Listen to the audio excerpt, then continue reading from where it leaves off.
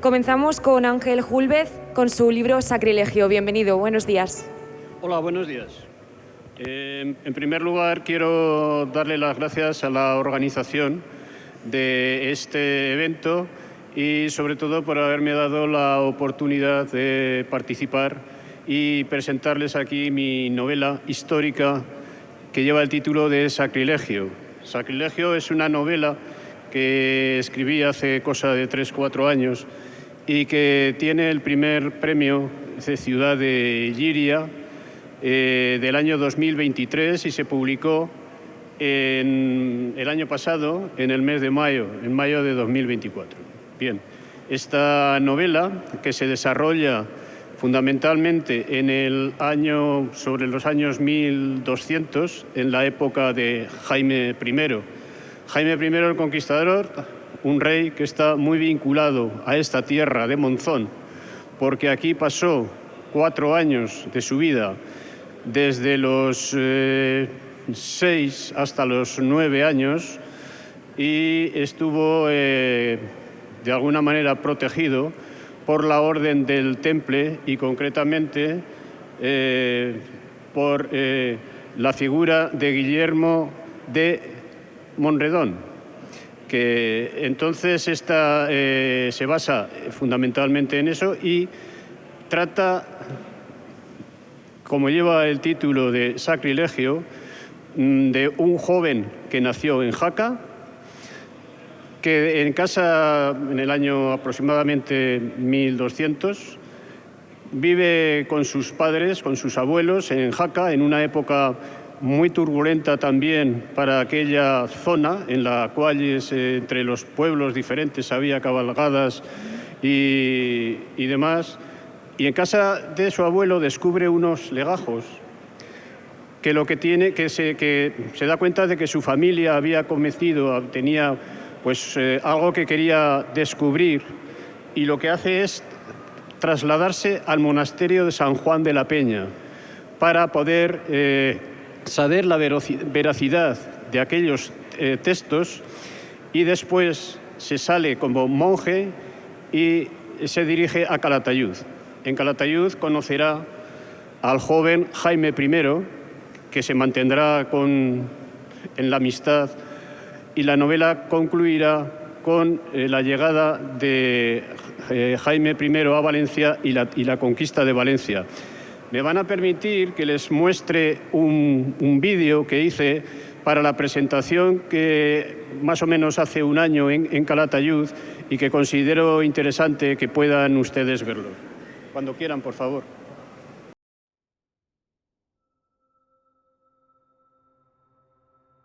Buenos días, noble y distinguida corte de damas y caballeros. Gracias por haber venido a la presentación de la novela Sacrilegio.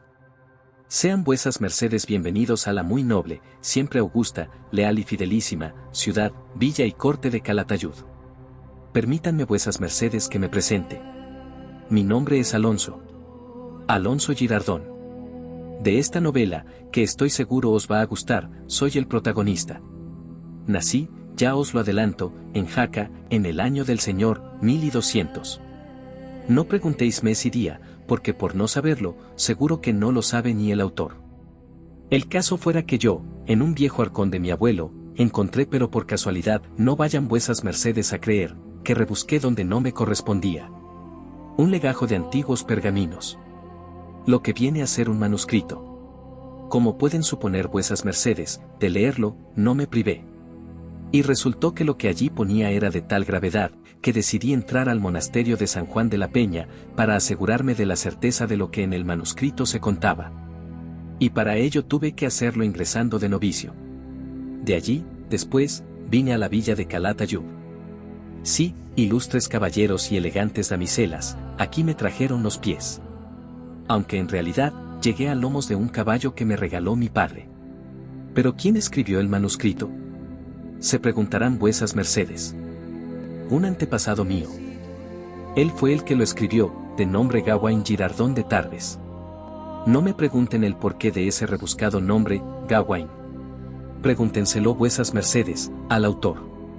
Él lo sabrá mejor que yo.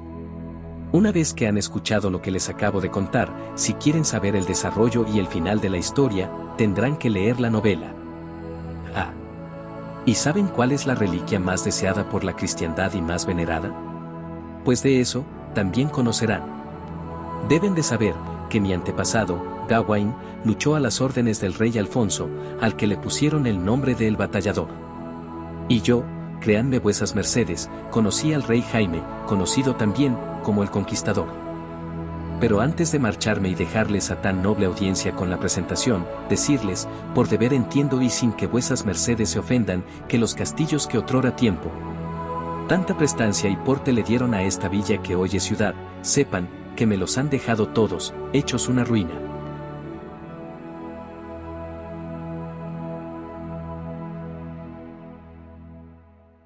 Bien, este fue el vídeo de cuando hice la presentación de la novela por primera vez en Calatayud. Tengo que comentarles que el origen de haberme decidido a escribir esto fue porque concretamente hace ya mucho tiempo cayó en mis manos el fuero de Calatayud, que fue el que otorgó el rey Alfonso I en el año 1132 a aquella villa. Los fueros son todos similares en todas las ciudades, villas, conforme se avanzaba en la llamada conquista, porque se hacían con el fin de que esas tierras se poblasen y normalmente pues tenían mucha tolerancia con las personas que allí iban de toda clase. Entonces allí se mostraba de alguna manera estos fueros, al igual que las marcas, etcétera, etcétera, las cartas, pues esto era como la constitución de esas pequeñas comunidades. Y entonces intenté plasmar de alguna manera cómo se vivía en aquella época, en la época medieval. ¿Qué es lo que ocurre? Que si me hubiese centrado solamente en lo que eran los diferentes códigos, en la forma de vida, pues hubiese resultado una novela, considero, bastante aburrida. Lo que hice fue localizarla en una época, en el siglo XIII fundamentalmente, y crear una historia que fuese de alguna manera creíble y que que es como consecuencia de aquellos legajos que encontró el protagonista en casa de sus padres y se traslada, como le he dicho antes, al monasterio de San Juan de la Peña. Allí se relata la vida monástica que había en aquel siglo. Pertenecía a la orden cisterciense, la base de la regla de San Benito. Para ello tuve que informarme, lógicamente, de cómo era la vida monástica y la regla de San Benito en aquella época, y se redacta en una parte importante al principio de la novela, pues, todas aquellas vicisitudes que el protagonista tiene que vivir allí. Cuando contacta con el que fue su tutor, que al fin y al cabo pues era un sacerdote, un monje que había pertenecido a la orden del Temple, después abandona ese monasterio y ya se traslada a vivir a Calatayud. Allí conocerá al rey Jaime I, que el rey Jaime I pues era en aquel momento un poco más pequeño que nuestro protagonista, hasta que concretamente, como ustedes saben, fue nombrado rey cuando tenía 10 años. Se sigue en la novela, de alguna manera, el proceso histórico que se va siguiendo hasta la conquista de Valencia, que es cuando, de alguna manera, el protagonista descubre lo que es el núcleo de lo que es la novela.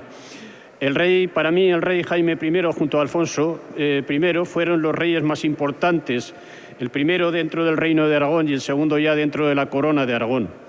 El rey Alfonso I, que se menciona porque los documentos que encuentran se relacionan con la época de Alfonso I, el problema que tuvo es que murió sin descendencia y creó un problema enorme cuando después tuvo que cedió todos los terrenos a las órdenes que había en aquel momento, que eran las órdenes de los hospitalarios y del Santo Sepulcro, y después los nobles evidentemente no estaban de acuerdo con aquella decisión y lo que hicieron fue nombrar a su hermano, que fue Ramiro II el monje.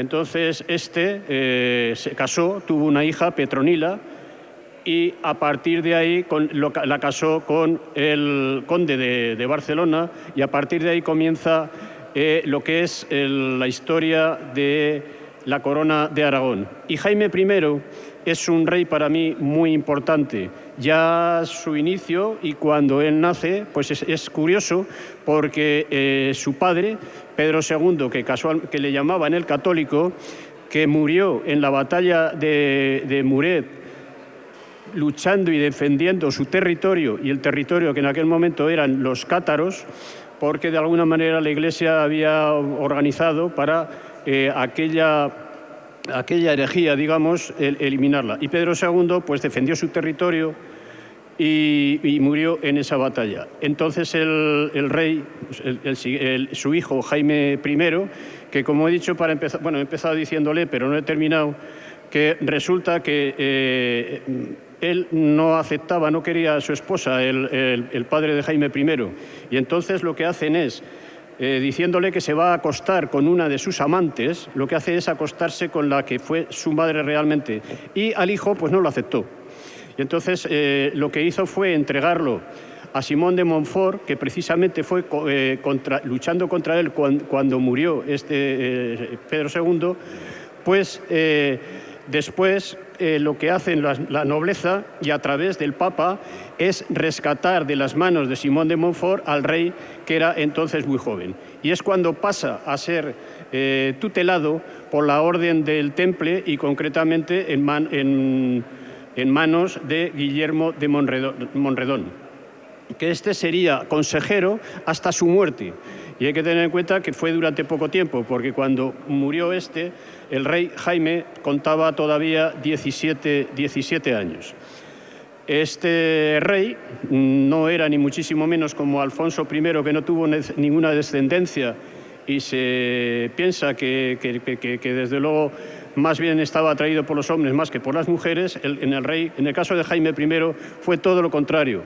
Esta persona se casó muy joven, lo casaron muy joven. Su primera mujer era 10 o 12 años mayor que él, y de ahí tuvieron un hijo que sería lógicamente el descendiente, el heredero lógico de lo que era la corona de Aragón. Pero lo que hizo todo lo posible por separarse de su mujer, el Papa al final le concedió que se pudiesen, digamos, en términos actuales, divorciarse, y se casó con la hija del rey de Hungría, Andrés, que era Violante de Hungría. A la presentación de Marta Aguilar de su libro Esquemas de acción y juego, aunque ahora veréis que no es el primero que tiene. Os cuento un poquito sobre Marta. Ella es maestra de educación infantil, también es pedagoga y tiene un máster en literatura infantil y juvenil. Desde hace varios años trabaja en un aula de escolarización anticipada, un aula de 2 años, y gracias a esa experiencia he podido compartir un montón cómo es su día a día en el aula, las actividades que propone, su filosofía como docente. Y bueno, empezó con su primer libro, que es Provocaciones. Allí ya nos activó a todos y a todas las ganas de trabajar de esta manera tan sensorial. Y hace muy poquitos meses, en septiembre, presentaba su segundo libro, que se llama Esquemas de acción y juego, y que es como la Biblia de la educación, un imprescindible para todas las familias y docentes que apostamos por este tipo de metodología. Así que, Marta, bienvenida. Muchas gracias. Tu primera firma con tu segundo libro, ¿no? Sí. ¿Sí? Venga, pues vamos a ello. Ya tiene mucho callo hecho. Bueno, vamos a empezar hablando un poquito del título, porque se acercará mucha gente ahora a la mesa y nos dirán, ¿qué es esto de los esquemas de acción y juego? ¿Cómo nos puedes explicar o definir en qué consisten? Pues bueno, os cuento un poquito desde mi experiencia de aula y desde todo lo que he ido formándome en estos últimos años. Descubrí la teoría hace ya unos cuantos años de los esquemas de acción, que en otros países curricularmente se trabaja así, por ejemplo en Inglaterra, y aquí en España había muy poquita información y sobre todo en castellano no había casi nada. Entonces, a través de la observación del juego diariamente en el aula, fui observando todas estas teorías que en principio se quedan así muy arriba, ¿verdad?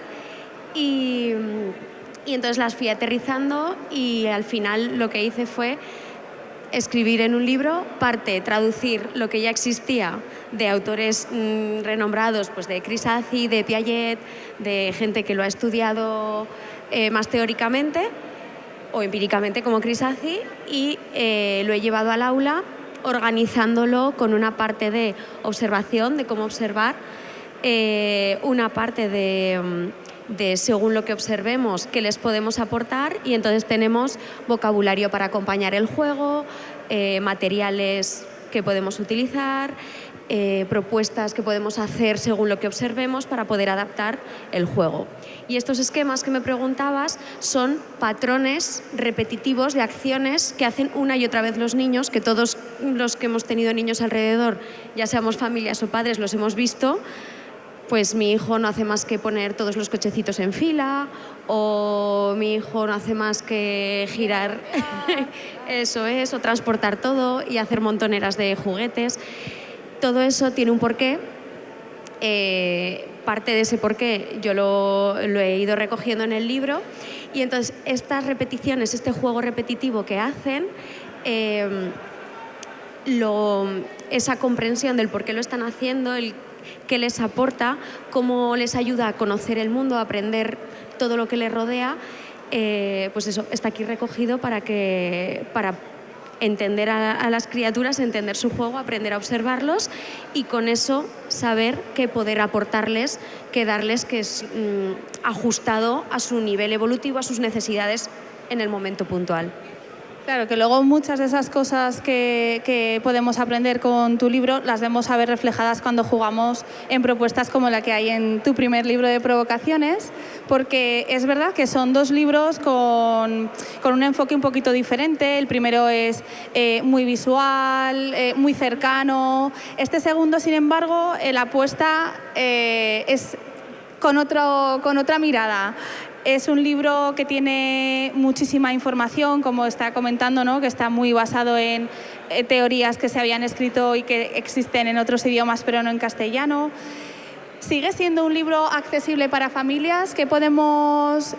¿Quiénes pueden ser tus compradores, tus clientes? Pues sí, como decías, mi primer libro, Provocaciones, al igual que tu libro, el de Aflisatear, son propuestas muy manipulativas, son propuestas muy visuales, muy sencillas de seguir, para poder adaptarlo luego, porque la idea es que luego tú lo adaptes a tus criaturas, ya sea en clase o en casa, y son libros como un poco más sencillos, más. El otro día Alberto, un compañero, me dijo, es que es como un recetario, y digo, pues casi. Y este segundo libro sí que tiene esa parte que cualquiera que trabaje con niños o que tenga niños cerca, desde que nacen y se empiezan a mover hasta primaria sin ningún problema, lo puedan utilizar, y tiene esa parte práctica de propuestas que puedes llegar y coger materiales que les puedas proponer, por ejemplo, pero luego tiene una parte más enfocada sobre todo hacia técnicos, maestros o profesionales que trabajamos con la infancia, y que tiene más que ver con el currículo, con cómo se refleja en las competencias, cómo se refleja en todo esto, que entiendo que igual como familia te da un poco más igual esa página te la puedes saltar, pero te explica tiene esas dos variantes. Unión, ¿no? Al final, unión, sí. Como casar un poco esto en nuestras aulas de manera justificada, ¿no? Eso sí, la idea al final es que aprendamos a observar el juego del niño para poder acompañarlo. Entonces, eso se consigue entendiendo el lenguaje de la infancia, que al final es el juego, es la acción. Claro, Además, justo comentas, ¿no?, un poco el observar, la importancia de observar cuando estamos acompañando a la infancia en el juego. Y algo que me sorprende y que me gusta mucho en tu libro es esa diferenciación que haces entre lo que es ver, mirar y observar. Tú nos invitas como a que nos pongamos unas nuevas gafas, ¿no?, unas nuevas gafas pedagógicas. ¿Se puede entrenar la forma de observar y de acompañar a un niño o una niña cuando está jugando? No es que se pueda, es que es la manera. Porque si no tenemos ningún problema, todos vemos. Porque si no tenemos ningún problema visual, todos podemos mirar, pero observar es un paso más allá. Es pausar, es tener un método, es el saber qué estamos observando y para qué nos sirve. Entonces, esta observación sí que al final se entrena, porque hay parte que te puede salir más innato, pero si quieres llevar un método y saber y tener un objetivo, el por qué estás observando algo, me da igual que sea una obra de arte, todo el mundo la puede ver, todo el mundo la puede mirar, pero observar necesita de tu intención. Y en este caso la observación en el juego de la infancia es eso, esa intención de comprender la infancia, de describir lo que está sucediendo sin juzgar, de otra vez me ha tirado esto al suelo, por 14ª vez, solo quiere sacarme de mis casillas. No, hay un porqué detrás de todas estas acciones.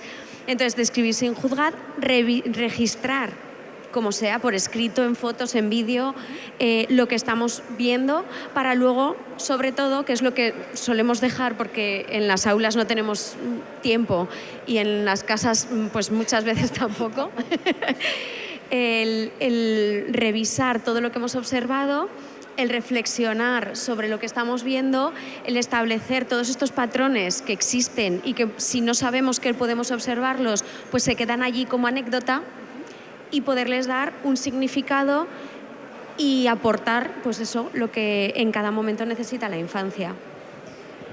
Hola, buenos días. Buenos días a todas y a todos. Gracias por estar aquí. Estamos poquitos, estamos bien. Gracias a la organización por concederme este espacio para hablar un poquito de Raíces al cielo. Es mi primera obra poética publicada. Es una obra que habla de lo que somos, de lo que hemos vivido y de aquello a lo que aspiramos vivir. Bueno, gracias de verdad, porque escribir solo tiene sentido si es para venir a sitios como este y poder compartirlo. Los libros solo respiran cuando son leídos, cuando son compartidos. Raíces al cielo no nace de un plan, nace de un impulso. Los poemas van apareciendo en estos 2 o 3 últimos años y lo hacen como pequeñas luces que se van encendiendo, y voy dando forma y comprobando que pertenecen a un tejido común, a una raíz compartida, haciendo alusión al título. El origen del libro principalmente diría que está en una búsqueda de aquello que nos sostiene, de esas raíces que todos tenemos, llevamos, aunque a veces olvidamos, y por otro lado en una búsqueda de aquello que nos eleva, a lo que aspiramos. Fundamentalmente sería ese el origen. En algún momento de mi vida entendí que la identidad humana responde o forma parte de un territorio en tensión constante, que somos tierra, somos aire, que somos memoria y somos deseo, y que somos raíces y somos cielo. El poemario recoge esa tensión y la convierte en una especie de mapa emocional a través de los poemas.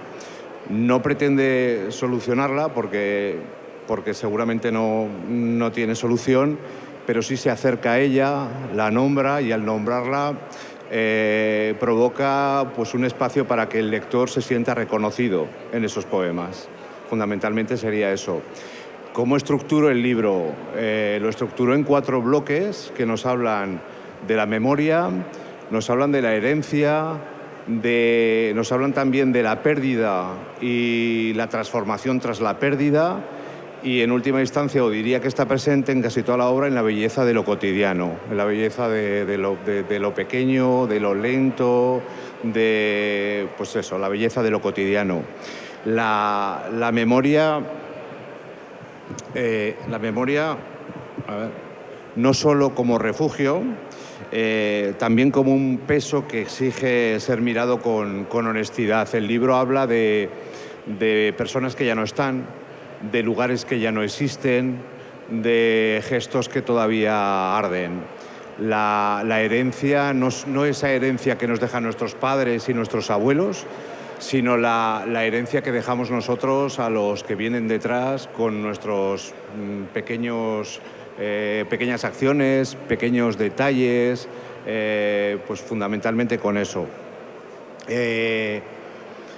La pérdida y la transformación. Hablo de la pérdida como un punto de inflexión, como una pérdida, situaciones de desamor, situaciones de personas que ya no están con nosotros, y cómo ese dolor, ese quebranto abre una puerta y cómo a veces ese quebranto abre una puerta.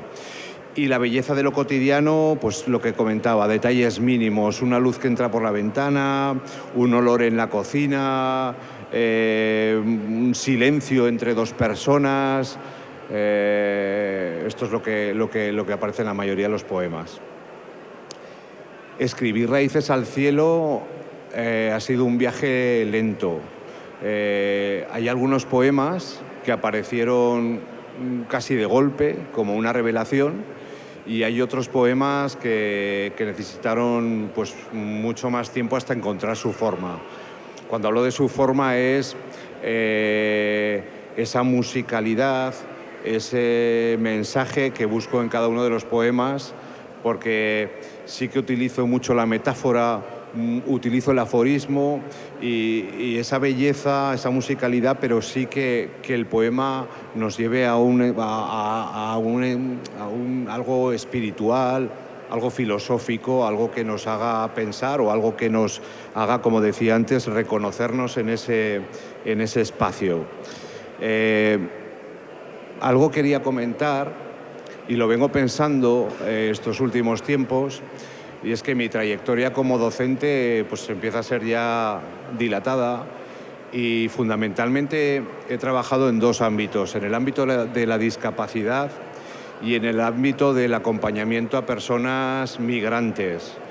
Me detendría más en este último, aunque los dos requieren de mucho de lo emocional que surge al acompañar vidas muchas veces que han tenido que dejar atrás a través de desplazamientos, de pérdida de familiares, y ahí muchas veces el lenguaje gestual, el lenguaje que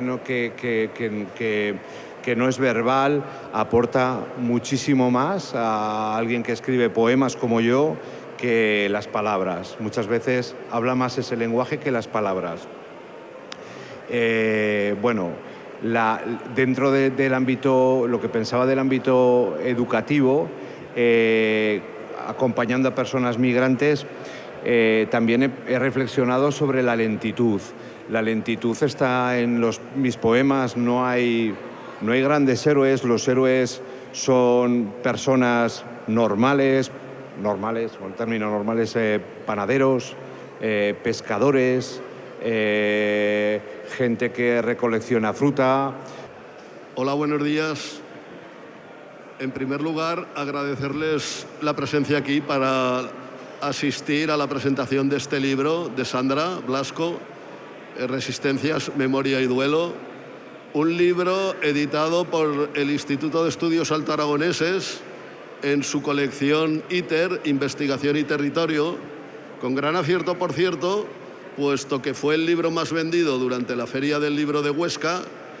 Entre el 6 de junio y el 10 de julio también fue el libro más vendido en la provincia de Huesca, e incluso a finales del mes de septiembre figuraba como uno de los libros más vendidos en Aragón. En cuanto a la autora, Sandra es doctora en Historia Contemporánea por la Universidad de Zaragoza con premio extraordinario de doctorado y mención internacional, y también es graduada en Ciencias Políticas y de la Administración por el Centro de la UNED de Calatayud. Así pues, es historiadora y politóloga. Además, Sandra ha realizado estancias de investigación en la Universidad de Estocolmo, en la Universidad de Coimbra, en el Colegio Español de México, en la Universidad Jean Jaurès de Toulouse y en universidades del País Vasco, Barcelona, Madrid. Estuvo integrada en el programa de excelencia investigadora Juan de la Cierva del Departamento de Historia Contemporánea de la Universidad Autónoma de Madrid y actualmente es docente en la Academia General de Zaragoza. El libro no responde a la principal línea de investigación histórica, académica de Sandra, por así decirlo, pero por motivos incluso personales ha hecho esta investigación, una excelente investigación, que es un trasunto, se ciñe a un episodio de la historia local de los pueblos de Colungo, Salinas, Naval, la historia local que a veces es tratada como una armaña pequeña y desdeñada por la historia universal, la gran historia. Y sin embargo es la historia local la que más nos atañe a nosotros, con la que más nos podemos sentir identificados. El libro pivota en torno a unos hechos que sucedieron entre enero de 1946 y enero de 1947. Concretamente, el 19 de enero de 1946 se produce un enfrentamiento entre las fuerzas de la Guardia Civil de la Comandancia de Puesto de Naval y un grupo de guerrilleros de maquis, integrado por 8 personas, 5 catalanes y 3 aragoneses, en una caseta de monte del término municipal de Colungo, en la partida de Arnas, y como consecuencia y como secuela de este enfrentamiento, el 3 de enero de 1947, casi un año después, otro grupo de guerrilleros ejecutó al alcalde de Salinas de Hoz, de Casapériz. Pero este es un libro que no solo es de maquis, no se limita al hecho descriptivo del enfrentamiento, sino que contextualiza incluso a nivel nacional y a nivel local ese enfrentamiento, y nos habla de las resistencias, en este caso armada, que la población, con la cual la población hacía frente al nuevo régimen que se había instaurado en España. Pero también, aparte de esta resistencia armada, en el libro se nos hablan de resistencias cotidianas que la gente de los pueblos donde sucedieron los hechos vivían e instrumentaban cada día frente a la propaganda oficial del nuevo régimen, del nuevo Estado que se quería implantar en el país. También se trata en el libro del duelo que sufren las familias que han perdido a seres queridos, tanto de un bando como de otro, sobre todo en el caso del bando perdedor, por el tratamiento que a las víctimas del bando vencido les dio el régimen. Un tratamiento que significó el olvido y el estigma social. Y en el caso del bando vencedor, que de todas formas tampoco, pese a los homenajes y los tratamientos benefactores que se les dieron a las víctimas, tampoco compensaban la pérdida de un ser querido. Al fin y al cabo, en aquel microcosmos de pueblecitos del Somontano se vivió un trasunto de lo que fue antes, durante la Guerra Civil, los 3 años, la guerra a nivel nacional, ¿no? Por último, el libro también recoge, ya con la llegada de la democracia, los homenajes que se rinden en el pueblo de Colungo a este grupo de guerrilleros, parte de los cuales están enterrados allí en el cementerio por parte de diversos partidos políticos, de diversas fuerzas, de la población en general, que ya en el año 86, pues como digo, le rinden homenaje, ¿no? Y son reconocidos, por así decirlo. Es un libro que cuenta con un anexo documental bastante interesante, con fotografías de personas, fotografías de documentos, algún mapa. En el libro también se ofrece una relación de los archivos e instituciones que Sandra ha visitado para escribir el libro, y con una bibliografía bastante completa y pertinente, entre la que se pueden encontrar obras como la de Julián Chávez o de Secundino Serrano, que tratan el fenómeno de los maquis a nivel nacional. Es un libro que es pionero en el tratamiento de este fenómeno de la lucha de los maquis en el Somontano de Barbastro, por así decirlo, y pese a que hay obras precedentes que tratan este fenómeno en la provincia de Huesca, tampoco existe una muy extensa bibliografía.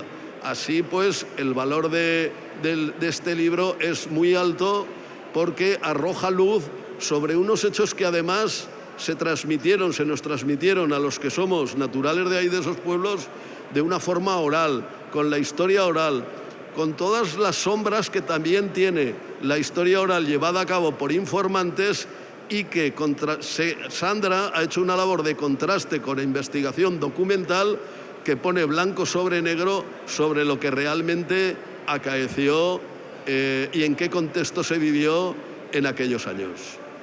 Así pues, nada más.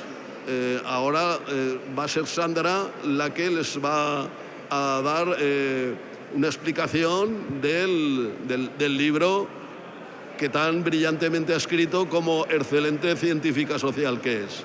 Muchas gracias.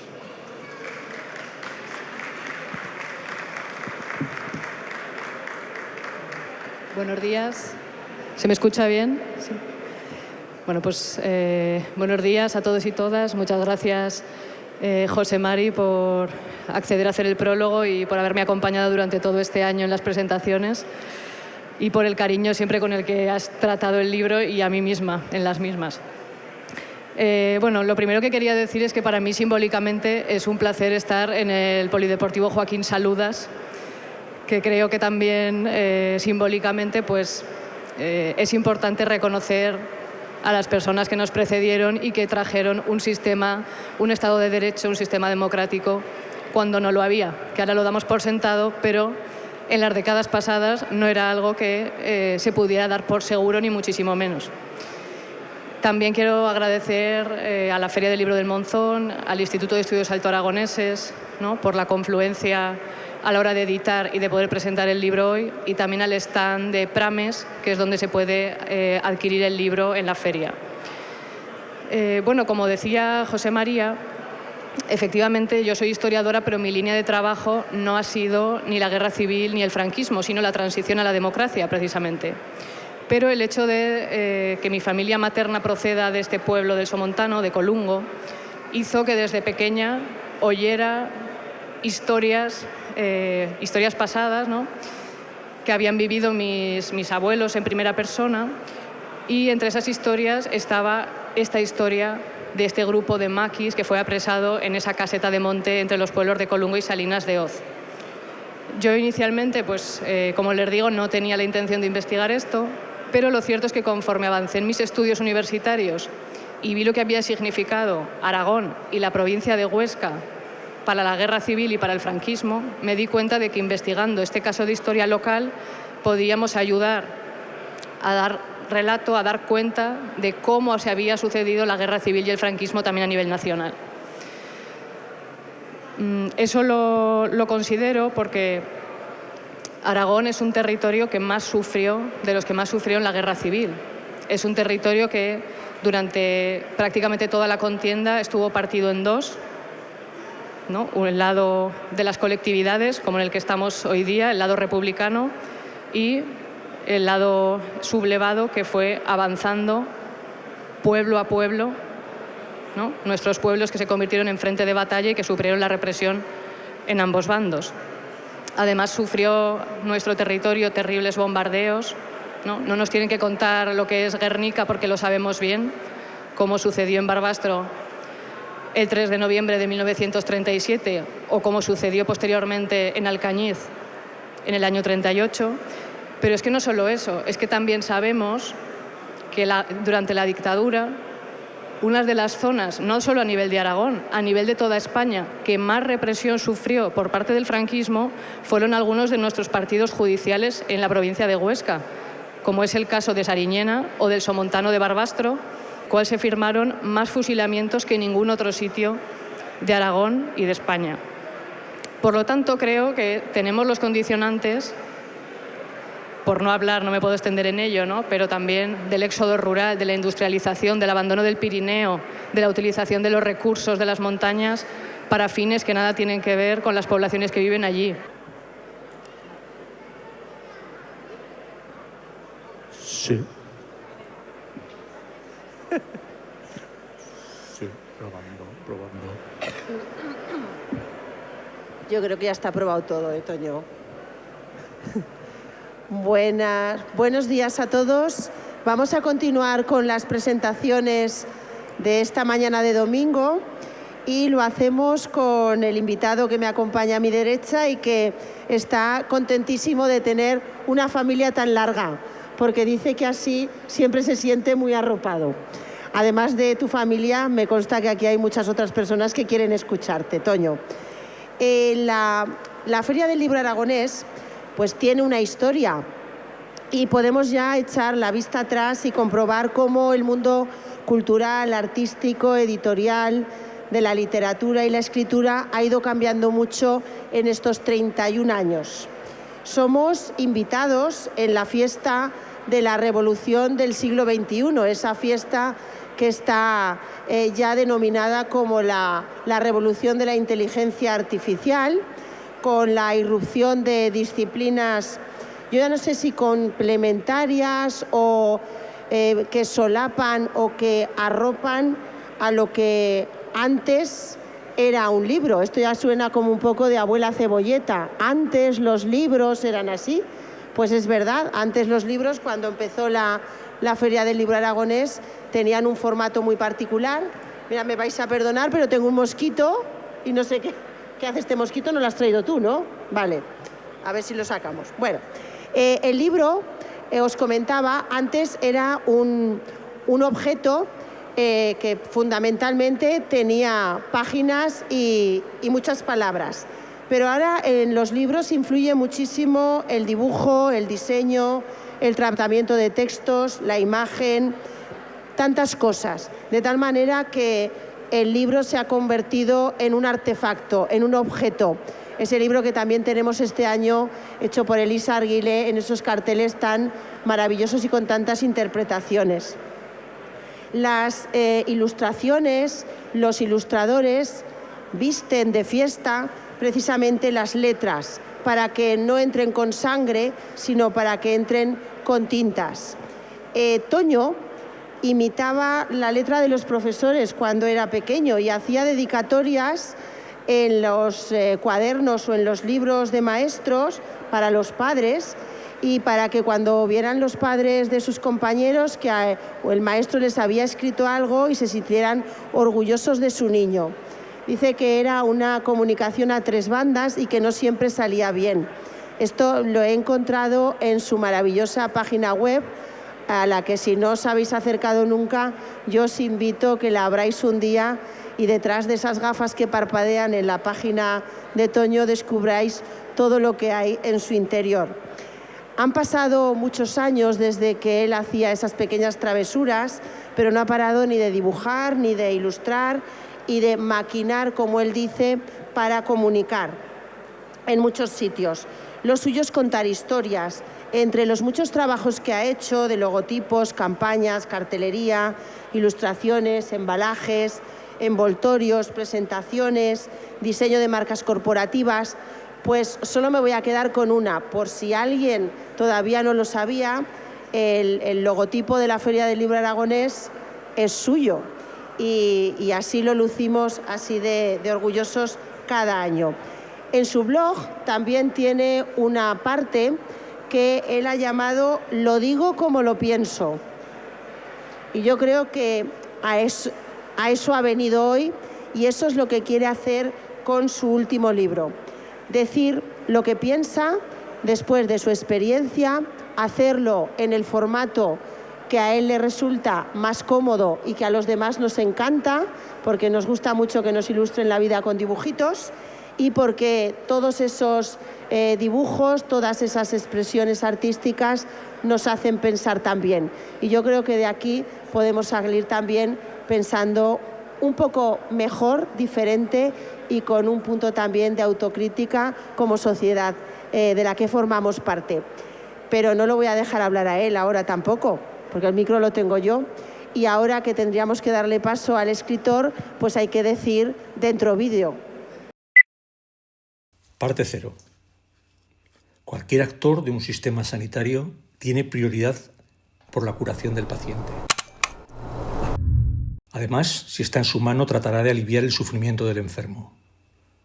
Las enfermedades mentales son difíciles de tratar y para alguna no hay cura posible. La depresión es una enfermedad en que la persona puede llegar a sufrir un dolor insoportable. Esto hace que tenga una tasa de mortandad muy elevada. La depresión, que es algo tan frecuente y tan extendido, ¿saben la gente lo que realmente es la depresión? Yo la viví. Ni la más remota idea tiene el público general de lo que significa vivir en el pozo de la desesperanza. Es lo más terrible que le puede pasar a un ser humano por encima de un cáncer, porque la depresión es la desolación. El creer que tu vida se ha acabado, pero tienes que estar vivo cada día, cada minuto. Se apagan todas las luces internas. Completamente. Y encima no tienes la menor posibilidad de ver el horizonte. Y eso es terrible. Serafín se llamaba como su padre, y como su abuelo, y como su bisabuelo, y así hasta que tenían memoria. Vivía en un pequeño pueblo tranquilo, apoyado en la ladera de una colina y entre la confluencia de 2 ríos que bajaban de la montaña. Serafín salió bueno, era el orgullo de sus padres y sus vecinos. Tenía una curiosidad innata, fue a la universidad y se hizo maestro. Un mal día, unas explosiones rompieron la calma del pueblo. Pronto supieron qué pasaba. Iban a construir un túnel en la ladera cerca del pueblo para que pasara un tren a 300 kilómetros por hora. Para eso iban a excavar la colina llamada Las Hechiceras. Serafín no lo vio así. Creía firmemente que al taladrar las hechiceras, éstas saldrían con su maldad a atrapar a personas por la ciudad. Él creyó que una hechicera se había instalado en su cabeza para hacer el mal a todo el que se le acercara. Algo no chutaba en su cabeza y él se daba cuenta. Acudió a un especialista que le diagnosticó una enfermedad llamada psicosis y lo medicó. Incluso estuvo una temporada ingresado en el hospital. Serafín, cuando volvió a su pueblo, vivía aterrorizado. Tenía la certeza de que la hechicera que habitaba en su cabeza haría daño a cualquiera que se le acercara. Después de darle muchas vueltas, Serafín encontró la manera de que el hechizo desapareciera. La cuestión era desaparecer él. ¿Sí? ¿Me oye? No. Sí. Quería deciros que este vídeo estaba formado por 4 partes. No terminaba con un tío ahorcándose. Pero el editor del vídeo se ha ido a Tailandia y el último vídeo de la última vez me lo mandó cuando estaba en el AVE cara para allí. Que lo siento mucho, no quería que acabara así. Que lo sepáis. Bueno, eso está en proceso, ¿no? Entonces, es que cuando me ha dicho, es que la última parte del vídeo se ha ido a Tailandia, y he dicho, ¿cómo se va un vídeo solo a Tailandia?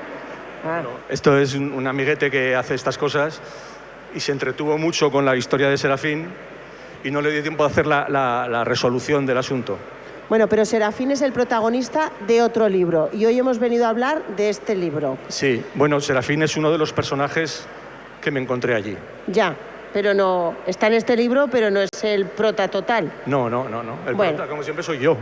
Vale, vamos a hablar del libro. Has empezado comentando ya con el vídeo lo que es el tema. O sea, que intuyo que esto parte de una experiencia personal. ¿Qué te ha aportado el libro después de esa experiencia personal? ¿Para qué has hecho este libro? Mira, este libro en realidad lo dibujé, bueno, esto nace por una estancia en una planta de enfermos de psiquiatría, donde por circunstancias del destino acabé metido. Y estando allí, unos amigos me trajeron el cuaderno, me trajeron el pilot, y yo pude dibujar lo que me daba la gana porque tampoco había mucha más cosa que hacer. Y cuando terminé por salir de allí, lo guardé en un cajón, porque esto pasó en el 2014. Últimamente he vuelto ¿Quieres este micro mejor? No, últimamente he vuelto a tener una recaída este año pasado durante todo el año, y entonces me he animado a publicar el libro en cuestión, pasar a limpio, digamos, lo que había escrito mientras estaba ingresado.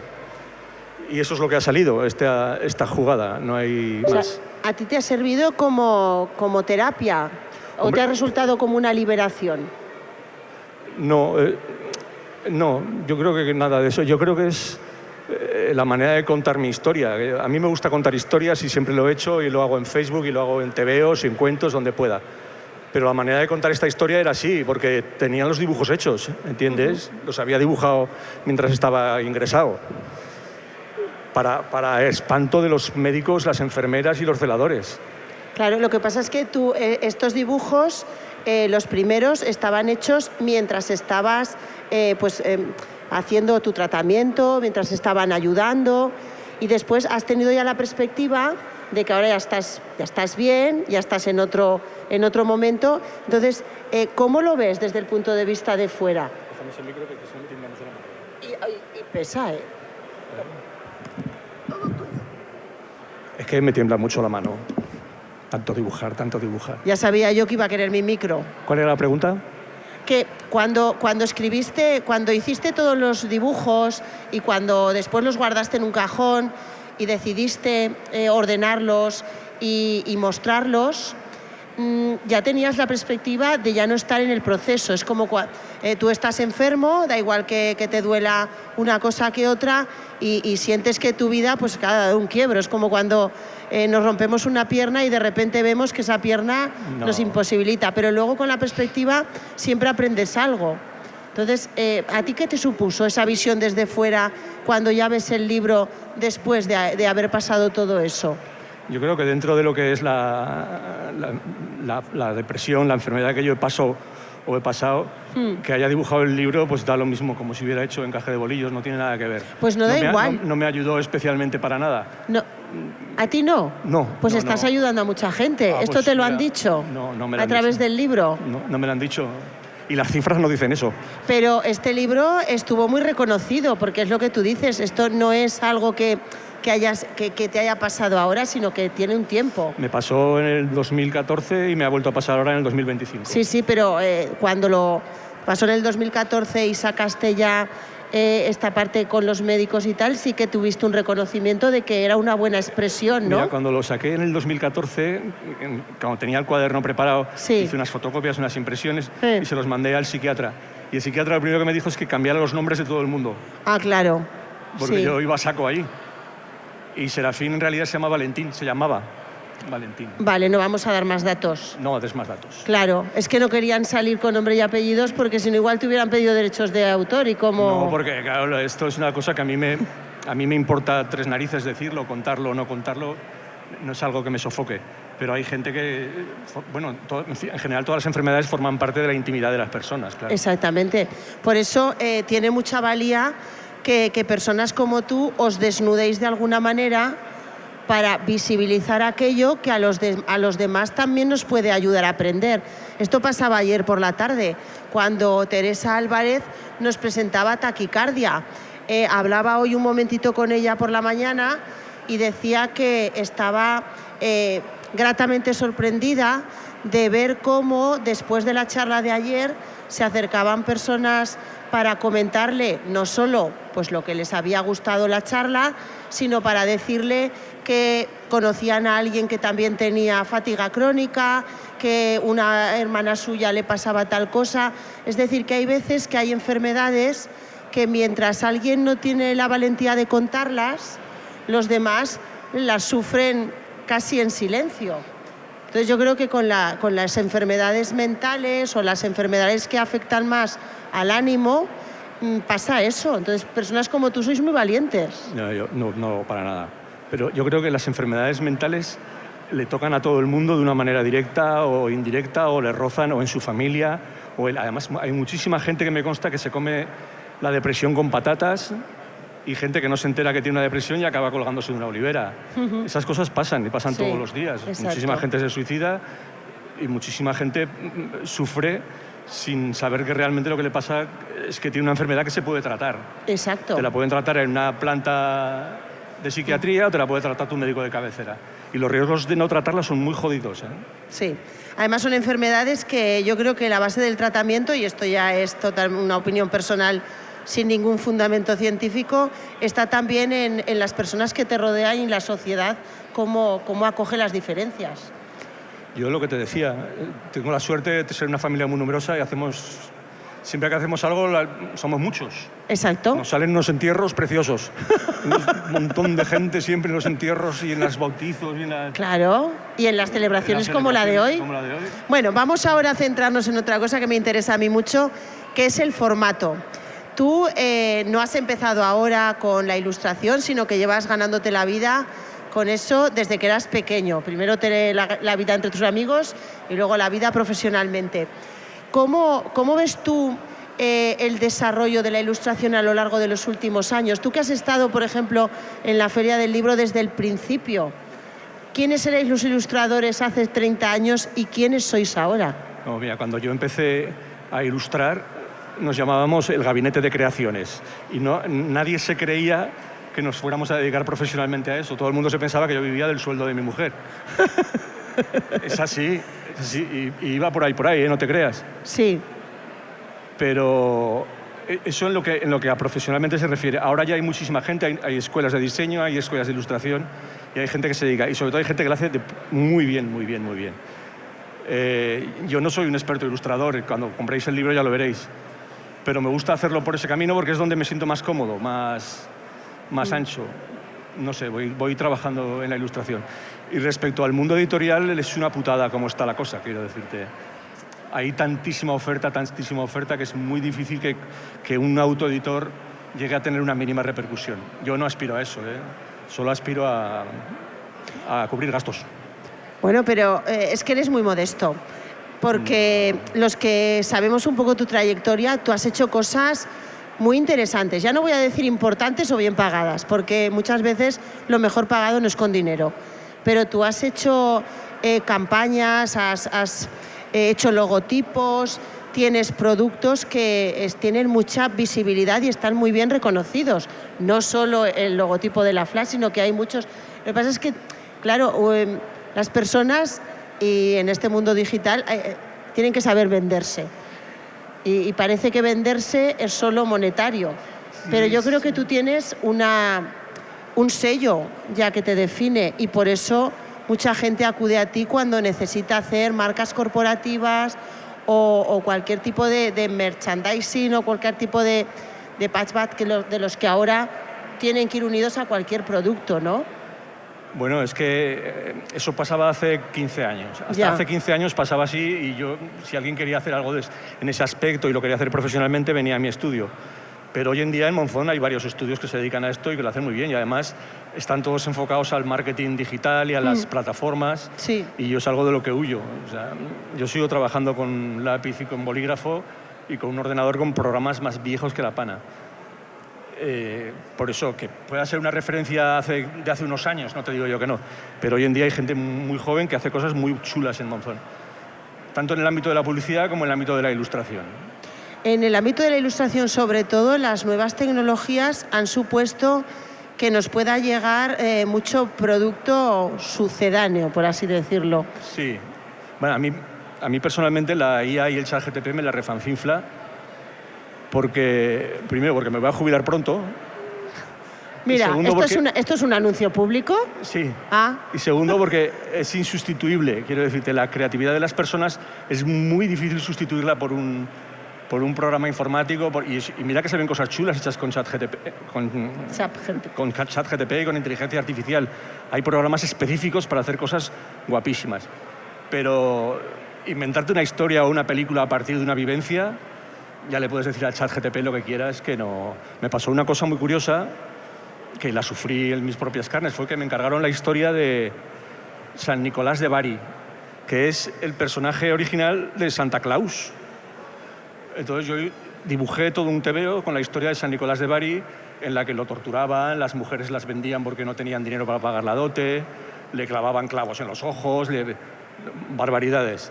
Y cuando llegó a manos del comité que tenía que promocionarlo, les pareció espantoso, les pareció horrible. Y entonces pusieron la historia de San Nicolás de Bari en el ChatGPT, pero dándole instrucciones para que se lo dulcificara.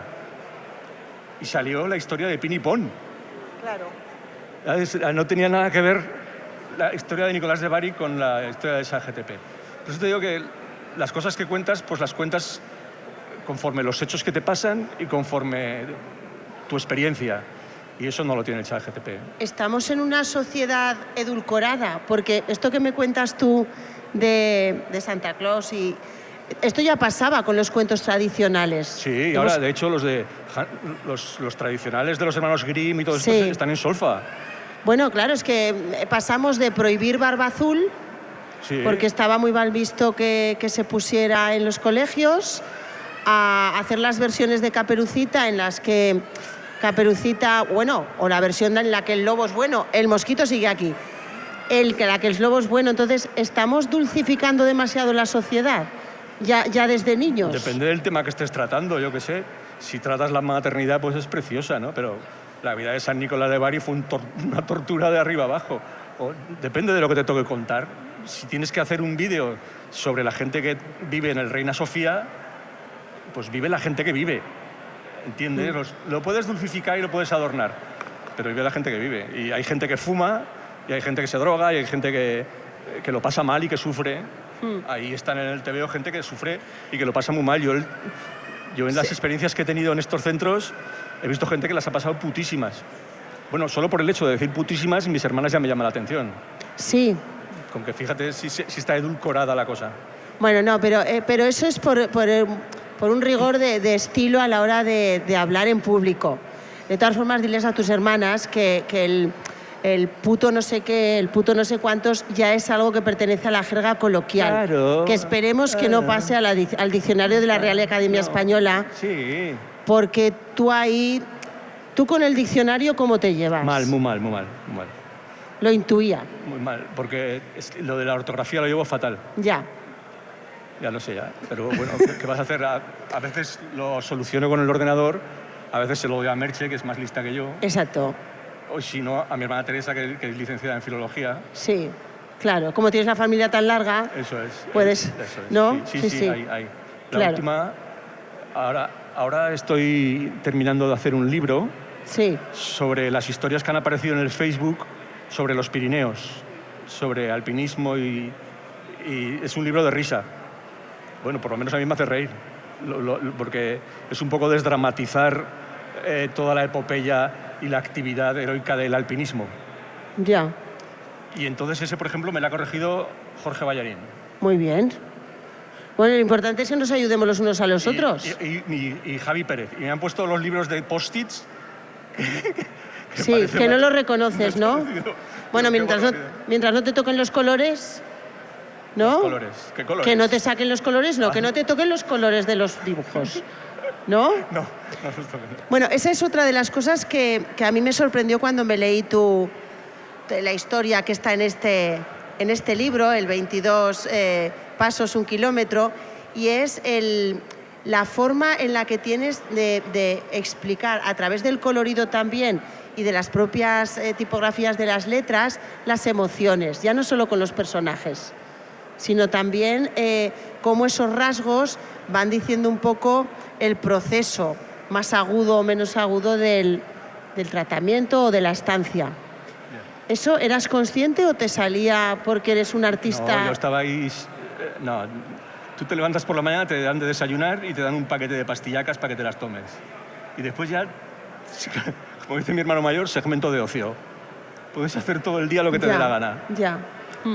Y yo tenía un cuaderno y escribía lo que me pasaba. Digo, me parece que se han pasado con el ribotril, porque lo veo todo a rayas. O a lo mejor estaba sentado allí dibujando con 2 o 3 que se apuntaron a dibujar también, y venía una niña que tenía todos los brazos destrozados de hacerse cortes.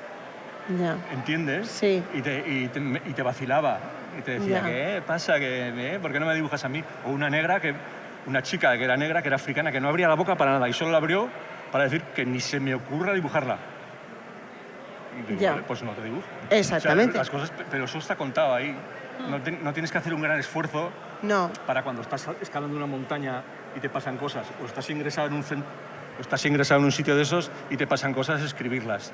Lo jodido es subir aquí arriba ahora, hacer un libro y contarlo y venderlo. Porque todo el mundo, quieras que no, te cataloga en función de lo que te conoce. Ya. Y ahora pues ya estoy zumbado. No. Cada uno tiene un tipo de... Ya me venía de antes. ¿Ah, sí? Sí, ya. Bueno, esto lo dejaremos para otra charla. Lo que sí que está claro es que todos somos diferentes, afortunadamente, y todos tenemos diferentes capacidades. Entonces, no estás más zumbado que yo, ¿eh? Sí. No, estás diferente. Pero no nos vamos a poner a hablar de esto porque esto lo podemos hablar con un café, tú y yo, y todos estos... Y un látigo. Bueno, no hace falta. No te quiero pegar, ni atar, ni nada de nada. Antes de acabar, porque se nos empieza a acabar el tiempo, sí que yo creo que otra de tus pasiones, aparte de lo que es tu familia, que es tu primera pasión, y la segunda, que es el dibujar y el expresarte gráficamente, yo creo que también es la montaña y el territorio, y es Aragón. Tú eres muy, sobre todo de Pirineo, lo has nombrado, que estás haciendo esa crítica sobre Facebook y demás. ¿Qué aspectos te preocupan más de los que ves en nuestro territorio? ¿Qué es lo que crees que no estamos haciendo del todo bien para querernos? Hombre, esta noche ha saltado la supernoticia de que somos el mejor destino de aventura del mundo, y eso es algo muy preocupante. Sí. Para mí resulta muy preocupante, quiero decir, en el sentido de que yo no quiero que venga nadie aquí a pegar saltos, a correr en bicicleta, a tirarse por las laderas de esquí.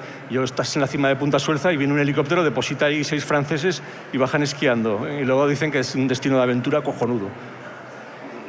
Yo qué sé, la montaña, el Pirineo, el territorio es otra cosa.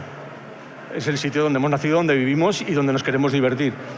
El otro día en las gradas en las cascadas de la Cola de Caballo, Merche encontró a una chica bañándose con su perro en el laguito que hay debajo de la Cola de Caballo, y le llamó la atención y la tía dijo, es la naturaleza, es que no entienden nada. Pero eso es como sociedad. Sí. Yo me refiero más a que nosotros como territorio no nos hemos querido nunca mucho. De hecho, ferias como la FLA, que ayer, por ejemplo, Víctor Juan calificaba en la prensa como, decía que era imprescindible. Me refiero más a eso. ¿Qué es lo que los aragoneses tenemos que hacer, independientemente de que nos den premios o no? Que bienvenidos sean si vienen, sobre todo para visibilizarnos y para tratarnos bien, no para saquearnos. Pero, por ejemplo, en este mundo de la editorial, de la edición, ¿tú cómo ves cómo se trata al territorio? ¿Lo tratamos bien para nosotros vendernos bien? Hombre, yo no soy un gran consumidor de literatura territorial, por así decirlo, ¿no? He leído muy poco a Pallaruelo, a Monesma, a Osipán, a toda esta gente. ¿Pero los conoces? Pero los conozco. Ya dice mucho.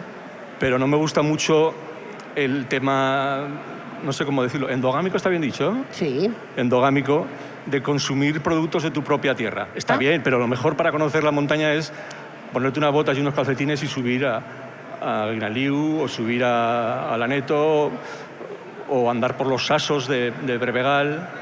O de Conchel. O de Conchel, darte una vuelta por Conchel. Es decir, el Monzón, Maragón es muy grande y yo no lo conozco todo ni de lejos, pero en Monzón tenemos el privilegio de que tenemos un ecosistema de ribera con el río maravilloso, tenemos el desierto que empieza en Conchel y tenemos el Pirineo aquí mismo. Sí. El desierto, geológicamente, en Selva empieza Lomo Negro.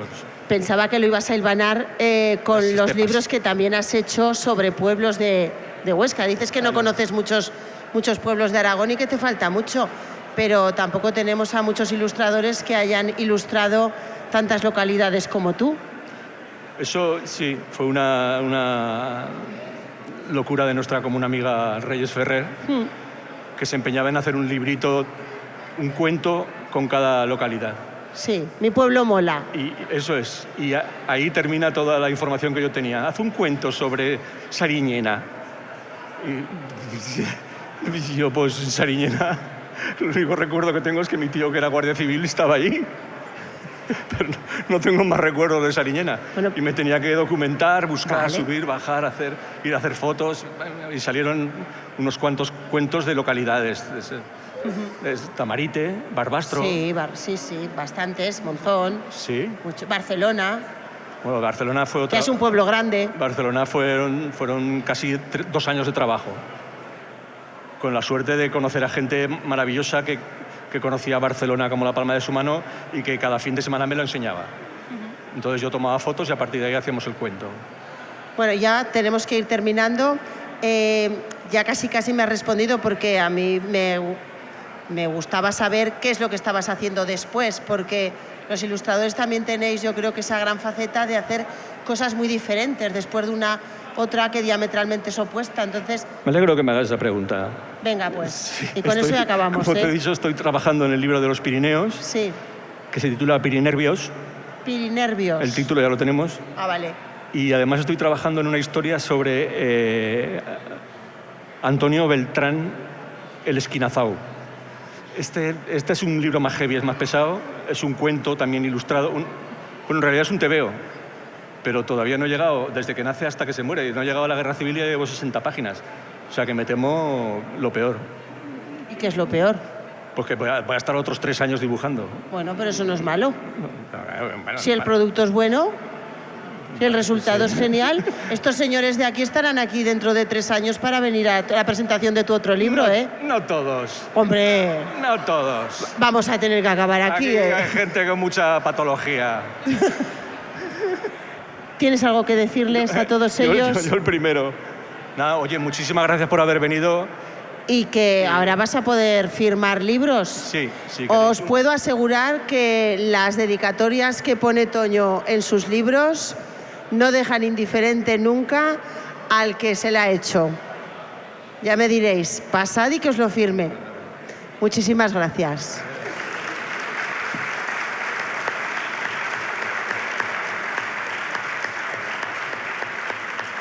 ¿Así te ha gustado? Muy bien. Hola, pues, ahora firmar. Ese está firmado. Este sí, es el de Alicia, ¿no? Sí, este es el de Alicia.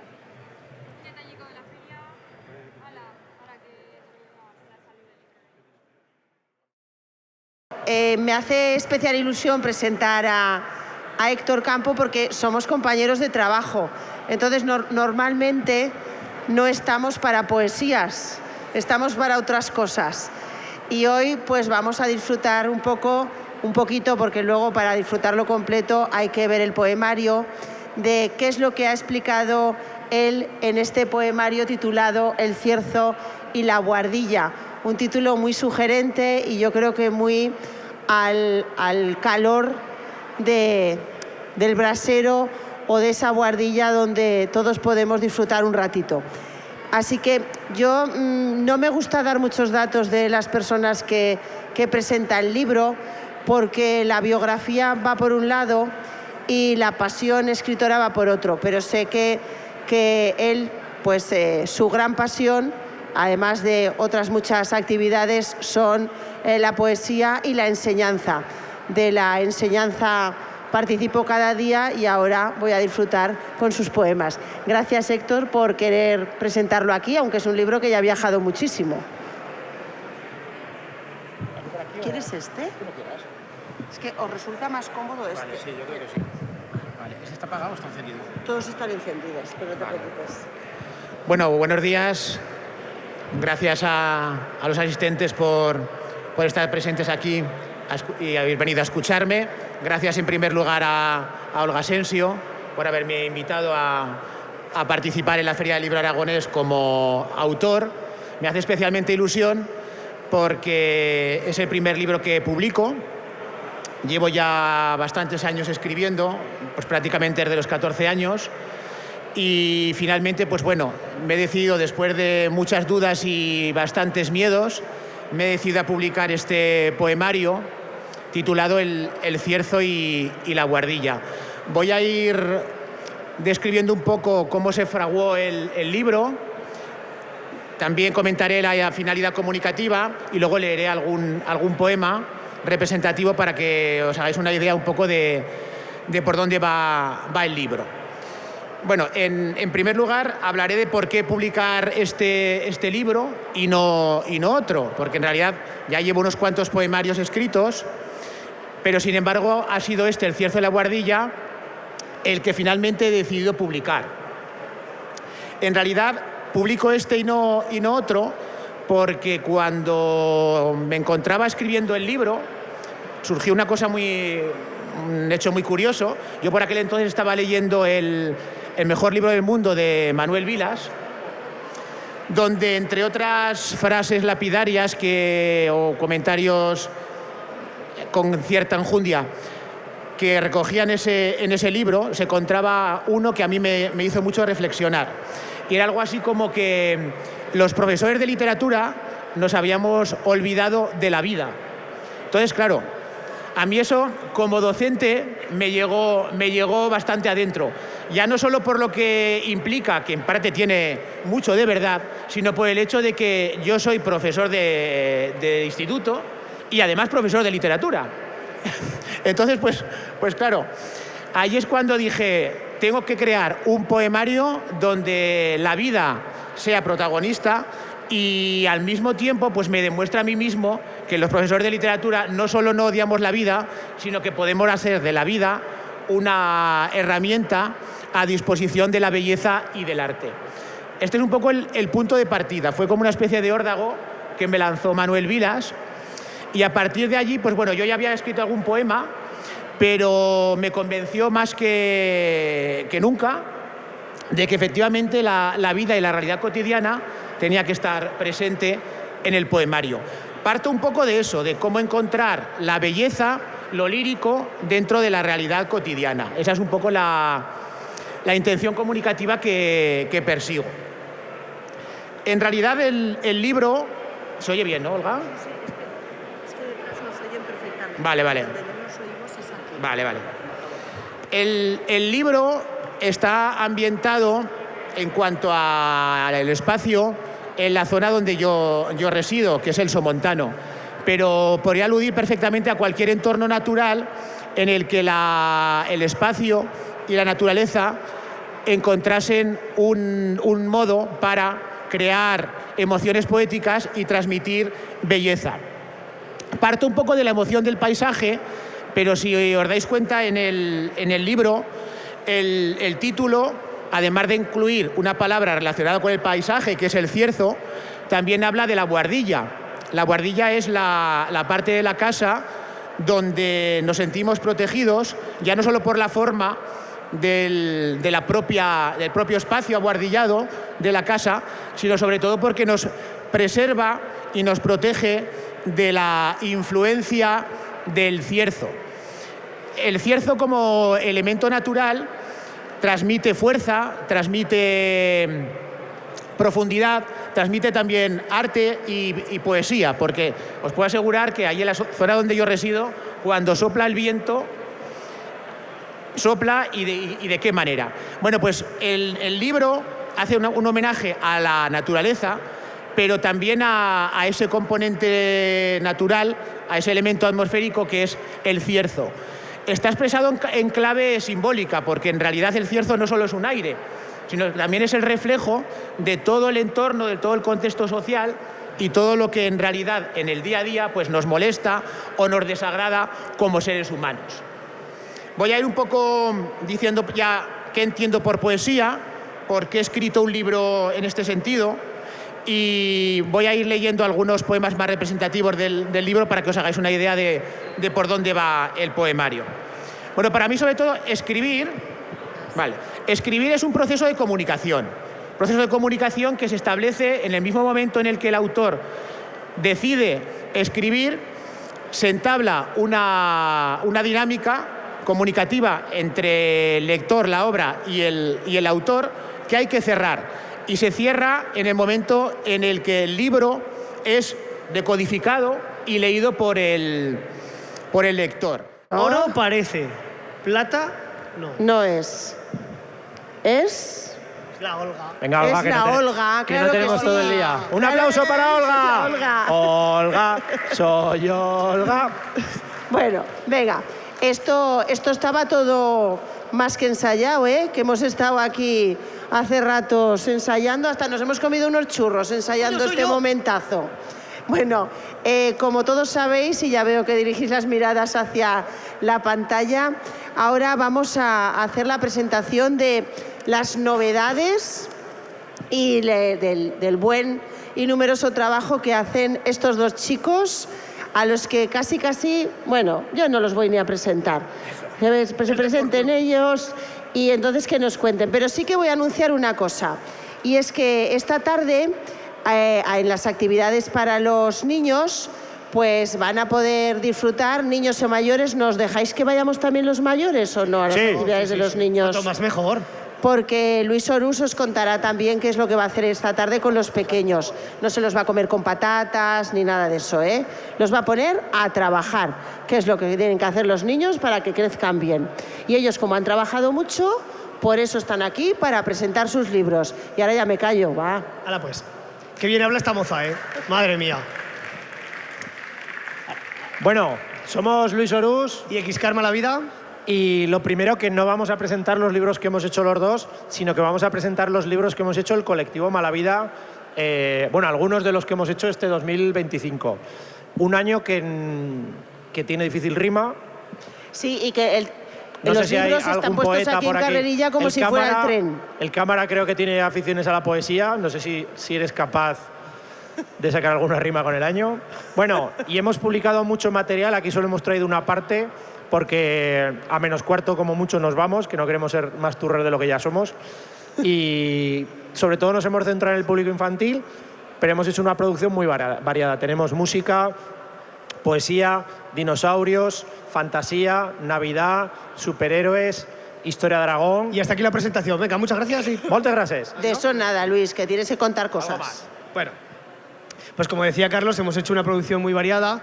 Lo bueno que tenemos como editorial es que al final hacemos los productos que nos da la gana, cada uno lo que nos gusta hacer, y por eso la variedad. Y creo que eso, en la variedad está el gusto, y es lo que le gusta también a la gente, que podamos ofrecer pues desde una charanga a unos dinosaurios, a una... Mira qué guapo que es el Santi, míralo. Oye, por favor, pasad por nuestra cámara. ¿Podrías girar la cámara y poner en la pantalla un primer plano de nuestro amigo Santiago, que es este? Ya verás qué guapo es. Es porque ha conseguido tocar palmas, el viril de allí. Ese. Haz un zoom. ¿Lo habéis visto? Míralo. Que se quite la de delante, por favor. La espontánea. Esa de la chaqueta roja colgada a la espalda, que se quite, por favor. Míralo. Primer plano, zoom. Qué guapo es, qué guapo es. Madre mía. Mira la cámara.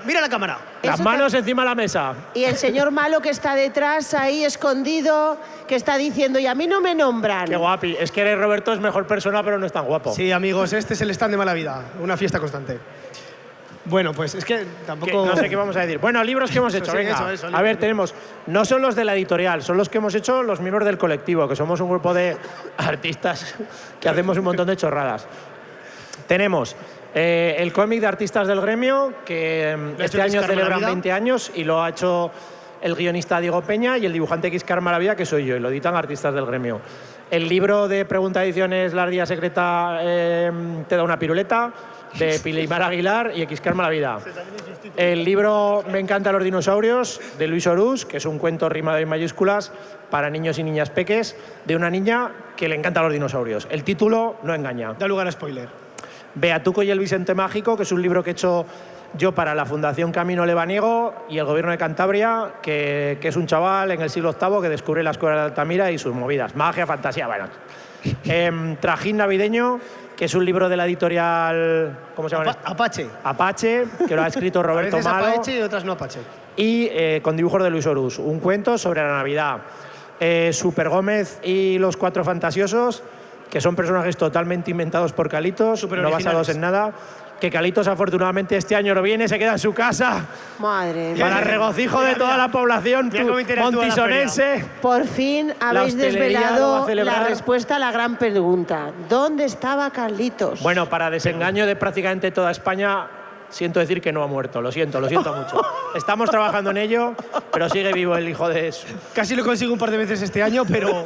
A la tercera va la Pero vencida. el platanito deshidratado le salvó la vida. Y para terminar, el 7º libro de la colección de Historia de Reyes de Aragón, de Caballeros de Exea, escrito por Sergio Miguel Longás, ilustrado por X Karma la Vida, que soy yo, y asesorado por Agustín Ubieto y Esteban Sarasa. Este es Alfonso II, ha salido en castellano y en aragonés, y con este ya van 7 libros de esta movida. Y Oye, y una pregunta, ¿y si por lo que sea alguien se acerca al stand de Mala Vida, alegre y amablemente, y nos dice... ¿Dónde está ese muchacho tan guapo que acaba de salir en primer plano y que a lo mejor si el cámara se le ocurra lo vuelve a sacar? Mira la novia. ¿Puedes girar la cámara otra vez, por favor? Como la han sacado en cámara. Gira la cámara. Lo han sacado en cámara y ya lo agarran en plan de que no me lo quite nadie. Que os enfocan a vosotros, que sois los protagonistas. Ay. A por Santi. Madre mía. ¿Dónde está Santi? Hasta que no salgas, no van a dejar de enfocarte. Ponte de pie, Santi. Tienes que salir. Me pongo de pie. Me vuelvo a sentar. Ay, Mira lo que guapo. Claro. Se parece un conejico en el monte. Qué tío, macho. Qué guapo es. Qué guapo es. Bueno, pues ya está. ¿Alguna pregunta? No. Si es, bueno, ¿Me puedo ir ya, por favor? a mí me gusta que alguien del público diga, ¿me puedo ir ya? ¿Qué? Tienes sí, que, que hago un claro, taller. menos mal que estás Eso, tú. sí. Que a las 6 de la tarde, Roberto Malo, que es un escritor magnífico y un gran cuentista, va a hacer un cuentacuentos sobre nuestro libro Trajín Navideño, un cuento muy bonito. Y a continuación, a las 7, haré yo un taller de ilustración navideña donde vamos a dibujar personajes navideños, vamos a pasárnoslo muy bien y hoy me voy a controlar mucho y llegaré en perfectas condiciones. Spoiler, no. Tronac, ¿quieres hacer la última ¿Qué quieres, pregunta? Santiago? Que te gusta mucho el protagonismo, joder. A mí me gusta acabar todas las charlas con que alguien, con decir, por favor, una pregunta y que alguien del público diga, ¿me puedo ir ya, por favor? No te oigo. No, y la pregunta no la puedo hacer yo. Vale, sí. Ah, sí, pero sí. luego tú, Tronac. No, primero ella. No, es yo, que entonces, yo es la última. Es que si es lo de me puedo ir ya, se acaba. No, yo es la última. Pregúntate otra cosa. Igual no acabáis, ¿eh? Quedan 3 minutos. Quedan 3 minutos. Se te está haciendo bola a ti, ¿no? ¿Qué va? No se estaba oyendo. Venga, muy bien. ¿quién quiere hacer alguna pregunta? No. No te puedes ir porque no ha acabado la... Mira, que te pone el micro. Cántate algo. Y ¿me puedo ir ya, por favor? No. Jo. Otra pregunta. Jo. A ver, Olga, pregunta tú. Pues otra pregunta, es una pregunta muy seria. Sacáis un montón de libros cada año, para todos los gustos, todas las edades y todas las necesidades. Pero yo no quiero saber nada de los libros de este año. Yo quiero que me digáis el título de ese que el año pasado os ha dado y os sigue dando muchas satisfacciones. Y ese sí que tiene una buena rima. Pepa. Ah, bueno, el año pasado... Pero dilo fuerte por si alguien no lo conoce, que se lo vaya a comprar ya. Fue Pepa Pera, La caca viajera, que es una obra maestra absoluta, el libro por el que seré recordado. Cuando sea mayor dirán, mira el tonto Lavaeste, lo de la caca, pues eso es lo que quiero yo que me recuerden. Pero bueno, todo lo que publicamos el año pasado nos fue muy bien. Luis hizo El Sistema Solar, qué fantástico lugar, que si el título rima, el libro es bueno, que también funcionó muy bien. Sacamos Funcionario... los que sacamos de los Reyes de Aragón. Es que todo funciona bien, la verdad. Lo siento por el que le va mal, pues que se diga otra cosa. Desde la organización de la FLA os damos la enhorabuena y un aplauso porque tenéis libros muy buenos. Muchas gracias, Monzón. Santi, guapo, Santiago. Y ahora ellos no se van a comer, ¿eh? Se van a firmar porque hasta las 2 tienen que trabajar, a firmar ahí al stand. El chalet no se paga solo. Exactamente, el de la sierra, ¿no? Ahora es la reforma, que el chalet ya lo he pagado, ahora me toca la reforma. ¿Nos dan vino?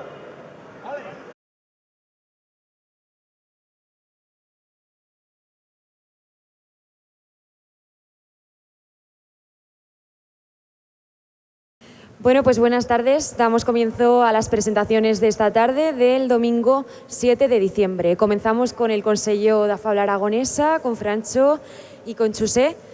Os animo a que, bueno, al ser la primera de la tarde, a que abriguemos también esta presentación y nada, muchas gracias por venir. Hola, buena tarde. Imos a fer a presentación de 3 libros os zagués publicados por a editorial Publicacións do Consello da Fabla Aragonesa. En primer puesto, este de Joaquín Borruel, Recuerdos de Mocet.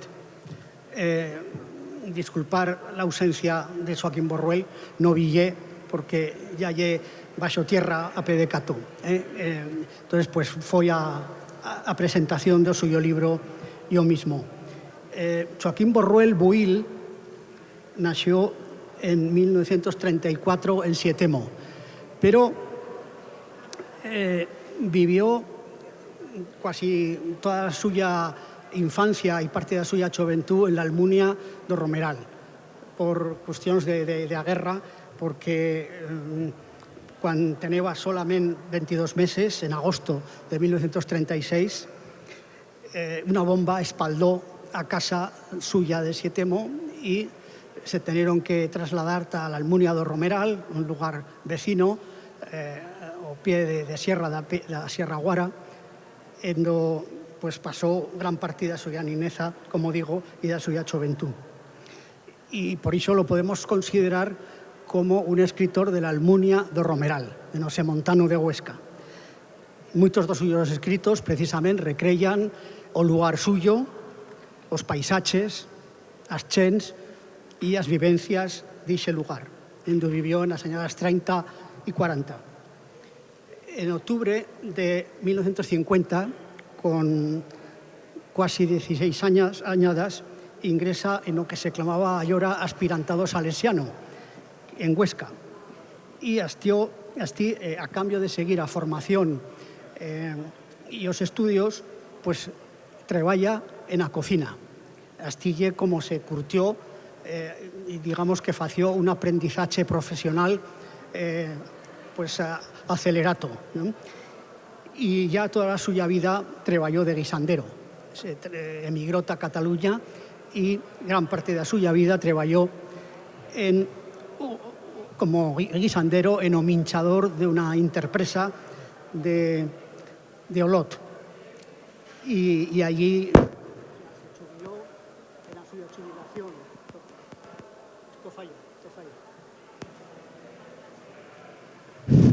en a súa xubilación, agora va, tornaba moito ao suyo lugar, e, bueno, pues esta é un pouco a biografía a grandes rasgos de este autor. En cuanto a la suya obra, bueno, pues é chiqueta pero intensa. Ganó un premio no segundo premio literario Villa de Sietemo con un conjunto de 6 narracións que se titulaban As Tres Erors. Publicó o primer libro de gastronomía en aragonés, con xucamorros y forqueta, es decir, con servilleta y tenedor, bellas cosetas de gastronomía, que por cierto estió un libro que, bueno, en parte estió patrocinado por o restaurante famoso a venta da Sotonera. Y bueno, pues después colaboró con artículos en Nueva España, un periódico de Huesca, ahora se clamaba Nueva España en esas épocas, en la revista Fuellas. Precisamente, muchos de los cabos de ese libro de gastronomía se iban publicando antes en la revista Fuellas o en el periódico. Publicó también un libro que se llamaba La Almunia del Romeral, Vivencias y Recuerdos de mi niñez, en el año 2016. Y un libro escrito en castellano, pero con cantidad de frases y palabras en aragonés, y en do replega, por ejemplo, pues a toponimia, también a denominación de muchas cosas, por ejemplo, das plandas, etcétera, en la Almunia del Romeral.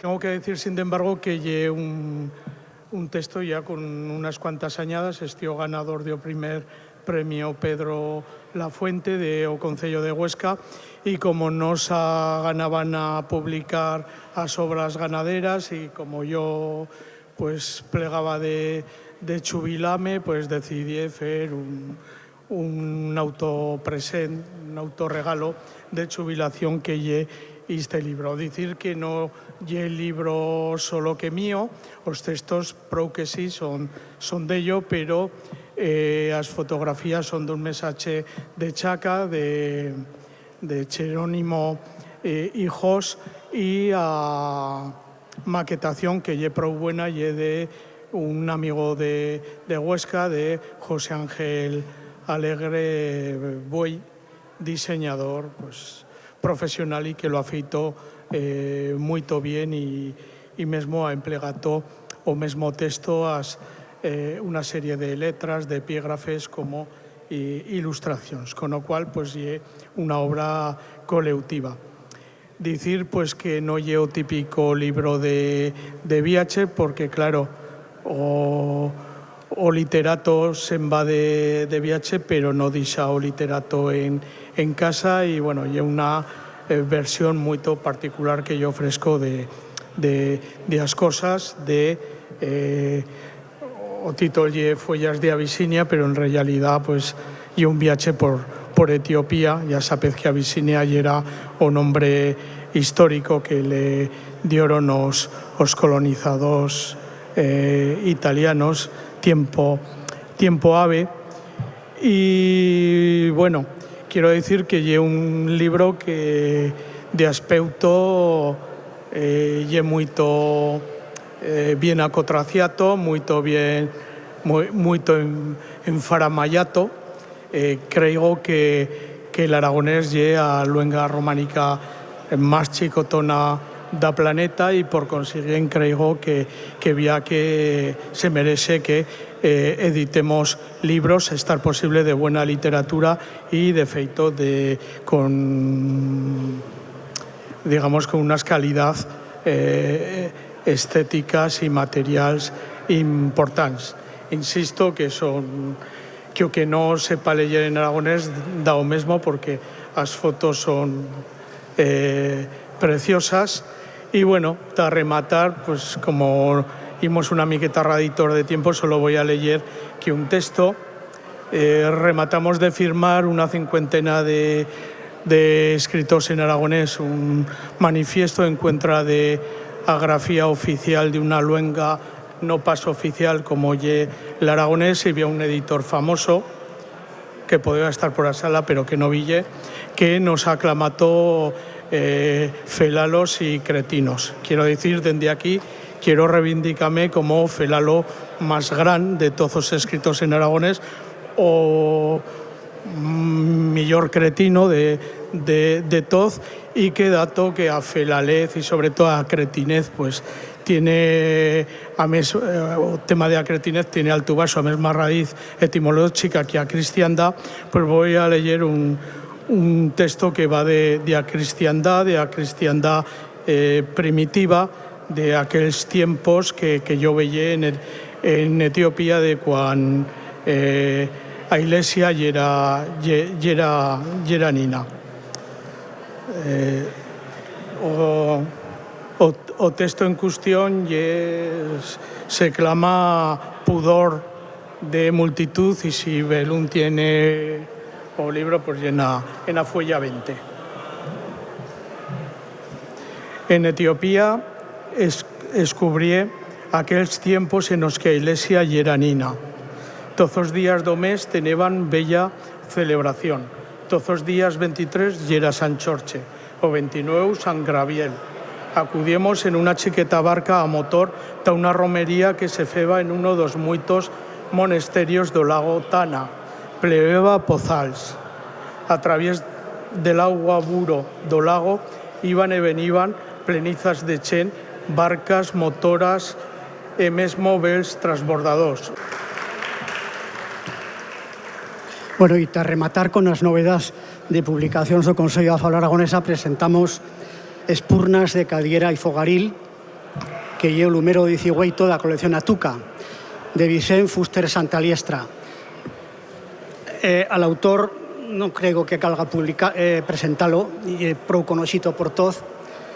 Este o secretario general de Xunta Aragonesista, diputado nas Cortes de Aragón, diputado en la Diputación de Zaragoza, de Naval, y bueno, pues ahora mismo llevo presidente de la Fundación Gaspar Torrente, es decir, que tiene una biografía de mucho compromiso a lo largo de muchas añadas. Y precisamente cuando ya se ha jubilado, l'any passat ja quan ha decidit ajuntar en este libro muchas de las narracions, cuentos, anècdotes que teneu publicadas en diferents puestos. Entre otros a revista Fuellas, a revista Rolde, el homenaje a Rafael Andolz, publicado por el Instituto de los Alto Aragoneses, en el libro Calibos de Fogaril y en otros puestos. Y a estas narraciones se ajuntan atrás y que eran inéditas.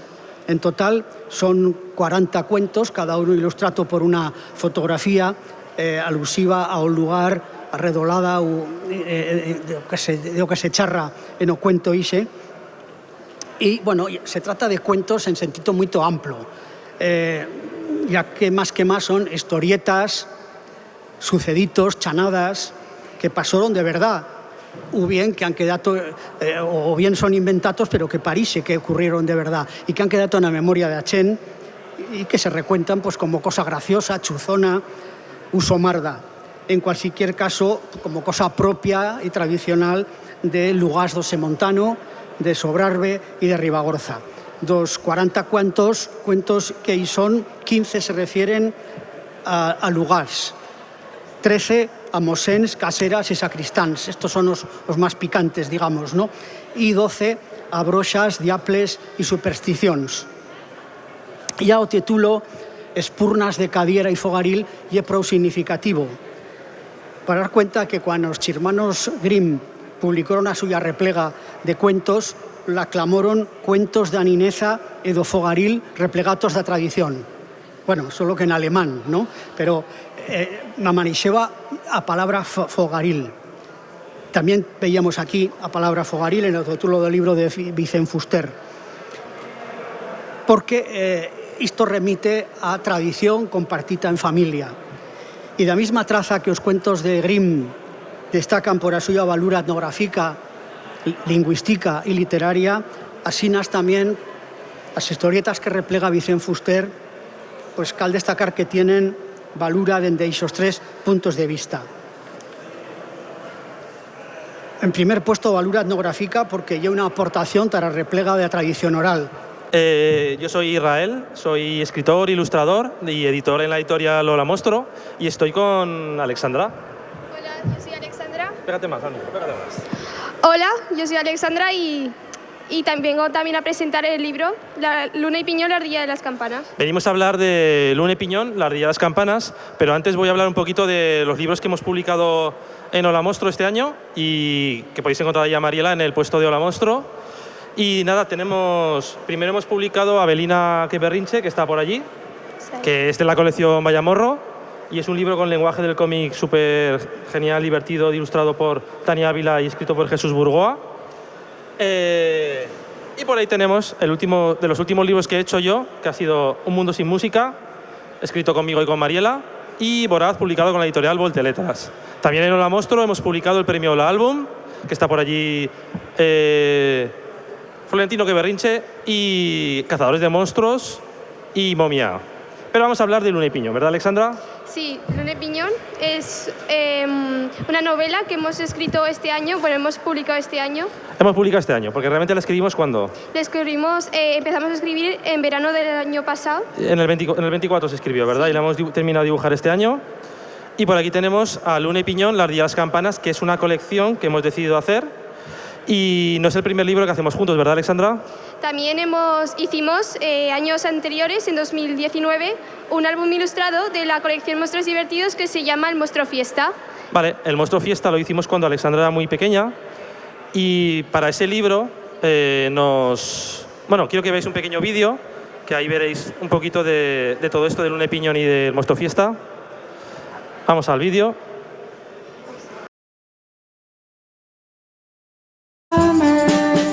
Este es el tercero, El Monstruo Fiesta, de Party Monster. Bueno, es una historia que hemos creado juntos. Estamos cortando cartón, moldeando plastilina y... Globos. Usando globos, cables, cosas... Ceras y muy chulo lo estamos haciendo juntos. Me fui un día al trabajo, ¿no? Te fuiste al trabajo y me dijo que haga unos bocetos para el siguiente libro. Y hice los bocetos con mi madre en la cama. Yo los fui dibujando y Mi mamá les pinta. ¿Pero qué idea se te ocurrió a ti, la forma del monstruo directamente? Corazón con alas y que le encantan a la fiesta con colmillos. ¿Dónde vive este monstruo, este corazón? Y dice, pues dentro de un cuerpo. ¿Dónde va a vivir? Lógicamente. Pues hacemos en una página, pues se nos ocurrió utilizar la plastilina. Hicimos al monstruo y un rayo y unos alimentos buenos y malos. Como un laberinto, ¿no? Sí. Con alimentos y con... Los mejores los de abajo. Los peores son los de aquí. Grasas y chucherías. ¿Qué es lo que tienes pensado para el futuro? Pues un libro que se llama La ardilla de las campanas. Lo estoy haciendo ahora yo sola y voy por mitad de página.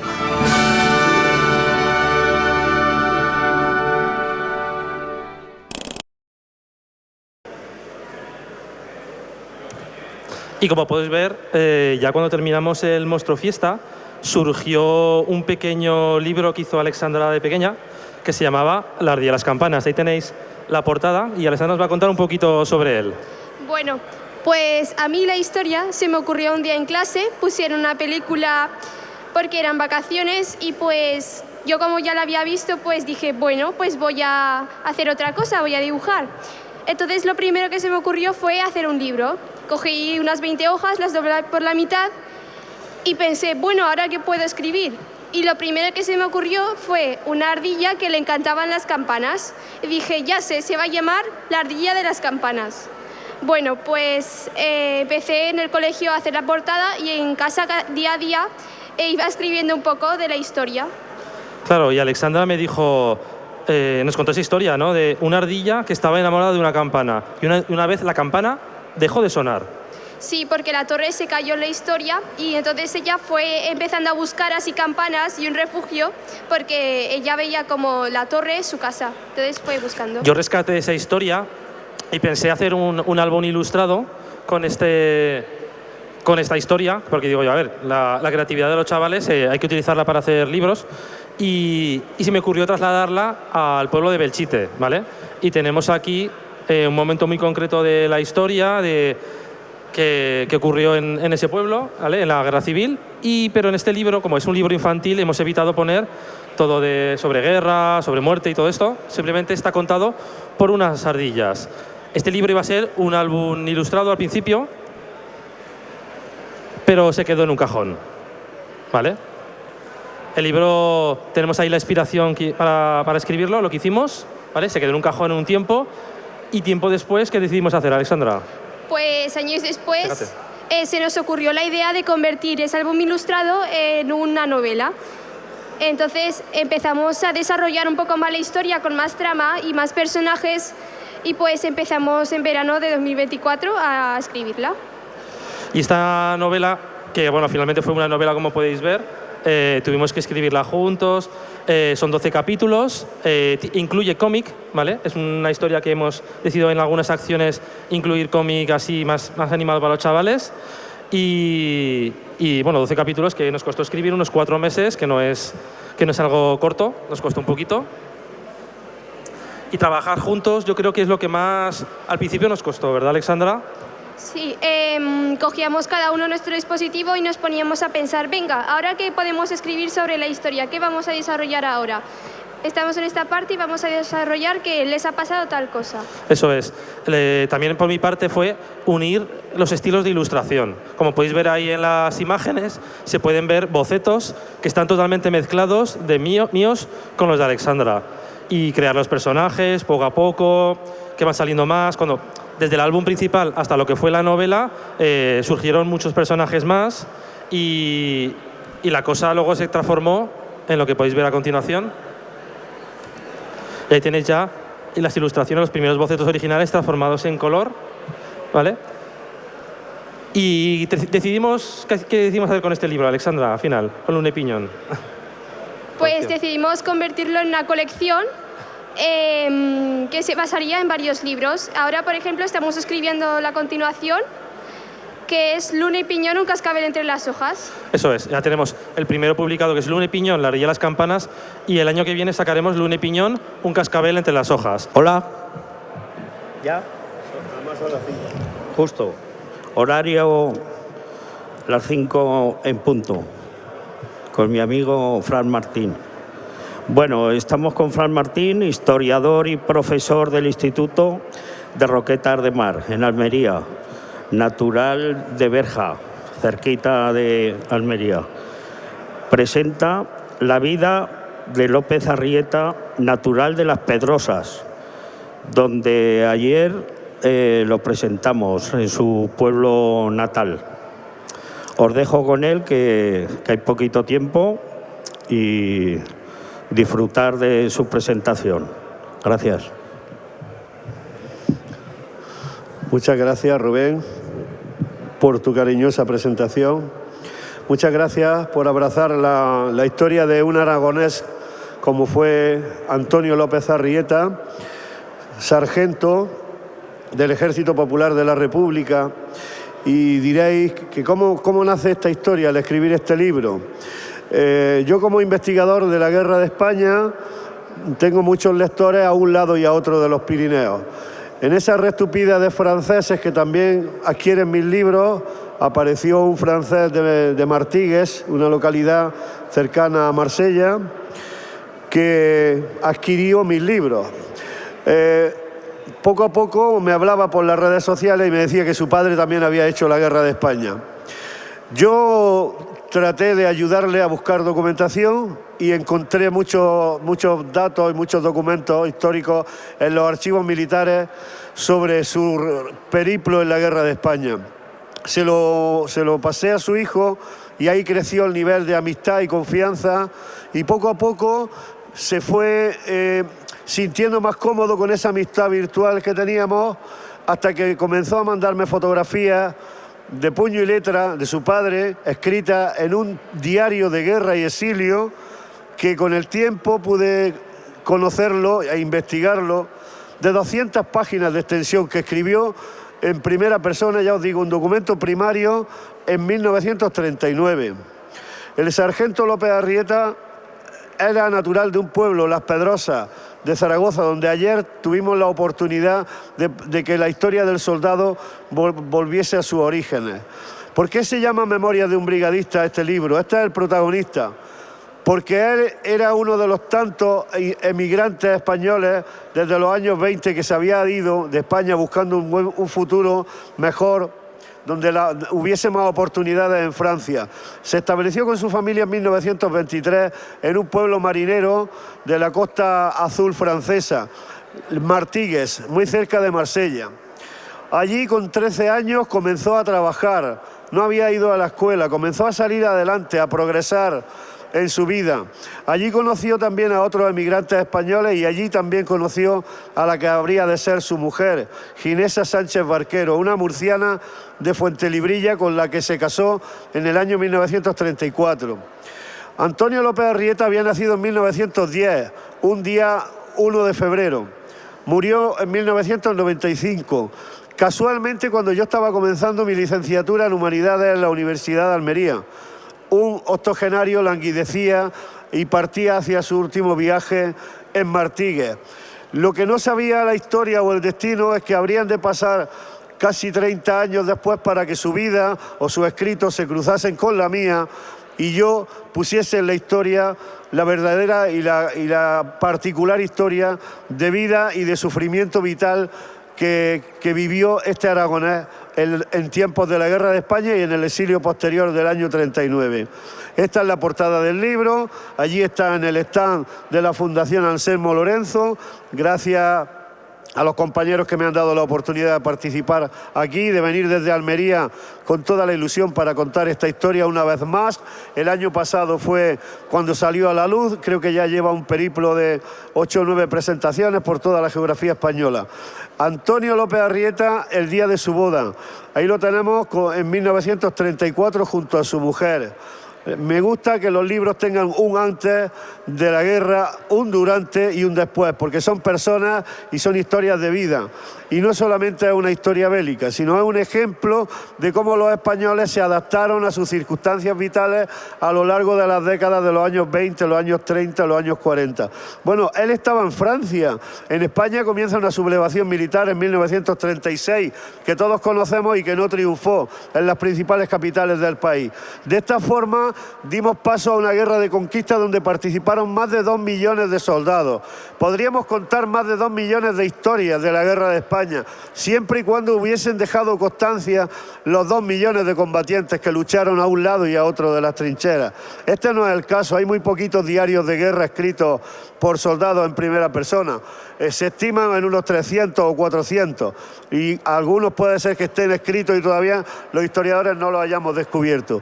Pero el caso es que cuando su hijo me mandó a Almería el diario de guerra y exilio y comencé a leerlo, a transcribirlo y a hacer un proceso de inmersión en esa historia, en la primera línea yo ya estaba súper emocionado. Estaba viendo el inicio como de una película. Lo único que no era una película de ficción, sino que era una historia real narrada por una persona que lo había vivido. Y de esta forma, un año después de que España se partiera en dos, como bien dice el libro de Julián Casanova Ruiz, otro aragonés ilustre, pues en los partidos comunistas en Martigues los domingos había reuniones porque los acontecimientos de la guerra de España interesaban, trascendían allende de nuestras fronteras. De esta forma, allí estaban poniendo en común los sucesos que estaban ocurriendo en territorio español, lo que estaba pasando, lo que estaba aconteciendo, las batallas, la destrucción, los bombardeos, el miedo, el hambre, la desolación, la miseria, el dolor, el sufrimiento de la población. Antonio López Arrieta se había dejado familia aquí en Aragón, en Las Pedrosas, y cada vez con esas conversaciones que tenía con los compañeros, pues estaban más decididos a venir aquí a luchar a España por la república que él defendió, por los derechos de la libertad de ellos y de los que viniesen por detrás. De esta forma empieza a narrar cómo llegan 8 españoles voluntarios, por eso Memorias de un brigadista, porque se conoce mucho los 35.000 brigadistas que vinieron de 53 países a luchar a favor de la República. 10.000 de esos 35.000 murieron y dejaron su cuerpo en el sudario de la tierra de España. Pero bien, se conoce muy poco de los españoles que estaban en Francia y que también dijeron de venir a ayudar de forma voluntaria a dar su vida por su tierra.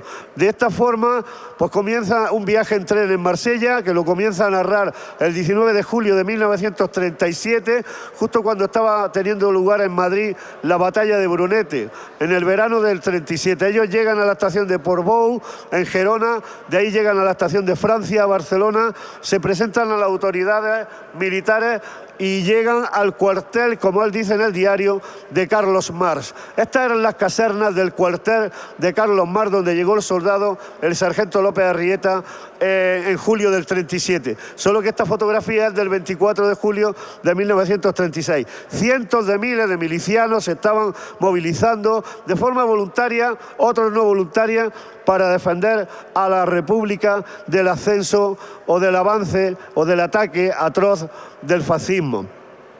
Hay que decir que tuve mucha suerte en los archivos militares y encontré mucha documentación que podía dar cuerpo a reconstruir sus palabras. Contrasté todo su puño y letra de ese diario, que yo lo fragmenté en muchas partes. Imagínense 200 páginas de extensión de ese diario.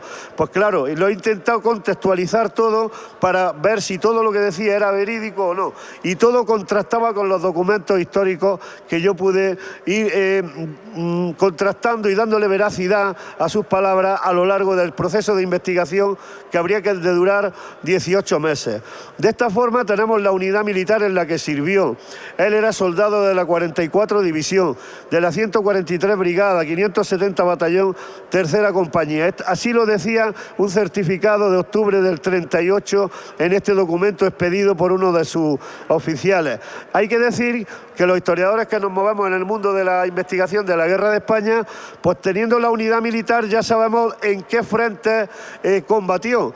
Entonces aquí les presento el listado de pueblos que menciona el diario, es impresionante. Hizo la guerra durante 1 año y medio hasta que cayó herido, que vamos a ver ahora más adelante en qué condiciones más dramáticas tuvo que soportar su vivencia en primera persona en la guerra. Pero hay un listado de todos los pueblos, sobre todo del frente de Aragón, de las provincias de Huesca, de Teruel, de Zaragoza y del frente de Cataluña, por donde él hizo la guerra de España, en Lleida, en Barcelona, en Girona y Tarragona, vertiginoso, de órdago. Pasó toda la guerra haciendo retirada y retirada y retirada, y para un lado y para otro, porque la historia de esas retiradas del sargento López Arrieta simbolizan también la historia de la retirada del Ejército Popular de la República, que fue perdiendo cada vez más territorio gracias al desequilibrio de la guerra que había suscitado la ayuda de las potencias del eje a la España de Franco. Hablo de la ayuda de Hitler, con el mayor ejército de la historia, con la mayor industria armamentística de guerra, que estaban probando sus armas para luego lo que habría de ser la Segunda Guerra Mundial. Así las cosas, pues su bautismo de fuego va a llegar en el frente de Aragón. Qué curiosidades del destino. Un aragonés que se había ido de España vuelve a luchar por la libertad en España y le toca en el frente de su tierra, en el frente de Aragón. Además estuvo luchando en algún pueblo que ayer me dijeron en Las Pedrosas que estaba a no más de 20 kilómetros de su pueblo, donde estaba su familia. Él no sabía que le iba a ocurrir eso. Llega a la estación de Azaila, movilizado desde un tren en la localidad de Caspe. En esa estación de Azaila, que está abajo de la provincia, en el sur de la provincia de Teruel, ahí era desde donde movilizaban a toda la sangría de cientos de miles de heridos en el frente republicano para llevárselos a los hospitales de retaguardia. Su bautismo de fuego llegó en el estío, en el verano, en el caluroso verano del año 37. Ahí tenemos a la 13 Brigada Internacional comandada por el general Walter en los combates de Quinto, en agosto del 37. Los tanques por Aragón. Pero seguimos dando más documento gráfico a esta historia. Operaciones en torno a Belchite, esa localidad de infausto recuerdo que pasó de mano a un bando a otro, hasta en 5 ocasiones pasó de un bando a otro, así.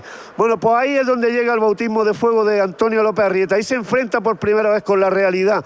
No lo digo yo, lo dicen las palabras del diario. Ahí dice que llega la aviación franquista y que lo intentan exterminar, toda por arriba bombardeando, que salen huyendo a la desbandada, no lo eliminan, consiguen tomar unas cotas y allí los frenan con una ametralladora. El caso es que estaba contando sus sensaciones vitales, sus expresiones y sus recuerdos en primera persona desde la primera línea de batalla. Él, aunque estuvo en esos frentes, como digo, de Aragón y de Cataluña, vivió los horrores de la guerra en primera persona y además en sus carnes. Bujaraloz, por entonces, era el puesto de mando del general Poza, que era el que comandaba todo el ejército republicano en el frente de Aragón. Ahí tenemos la ambulancia, el puesto de mando del general Pozas, que luego habría de bascular con la caída del frente de Aragón hacia la localidad de Lérida. Pero voy poniendo ejemplos de los lugares, porque claro, cada vez que citaba una localidad en el diario, yo rastreaba esa localidad con todo la información que pudiese haber de la guerra civil en ese pueblo, y lo contrastaba con el diario, y ampliaba la historia de Antonio López Arrieta de esta forma, sobre todo su contexto vital, su esqueleto vertebral en el libro, que parece una novela, pero no es una novela. Se lee rápido, engancha y es ágil porque parece un cuento que te están contando, una tragedia, pero sin embargo todo está bien documentado y bien atado. Soldados republicanos en la estación de Pina de Ebro. Miren en qué condiciones en el verano del 37. Ahí estaban desnudos, pasando calamidades, frío, hambre, piojos, malnutrición, calor, deshidratados. Algunos estaban hasta desnudos ahí bañándose en el río en ese verano tan caluroso de la batalla de Belchite y de los combates de Quinto, donde él hizo su bautismo de fuego. Pero pasó por innumerables pueblos de las localidades del Alto Aragón y también de Cataluña. Uno de ellos fue Grañén. En Grañén también la población civil arengaba a la República. Una cosa que le ocurría al soldado, el sargento López Arrieta, era que él no era analfabeto, no había podido ir a la escuela. Se enseñó a leer y a escribir en los pocos momentos que tenía de libertad o de solaz durante los combates.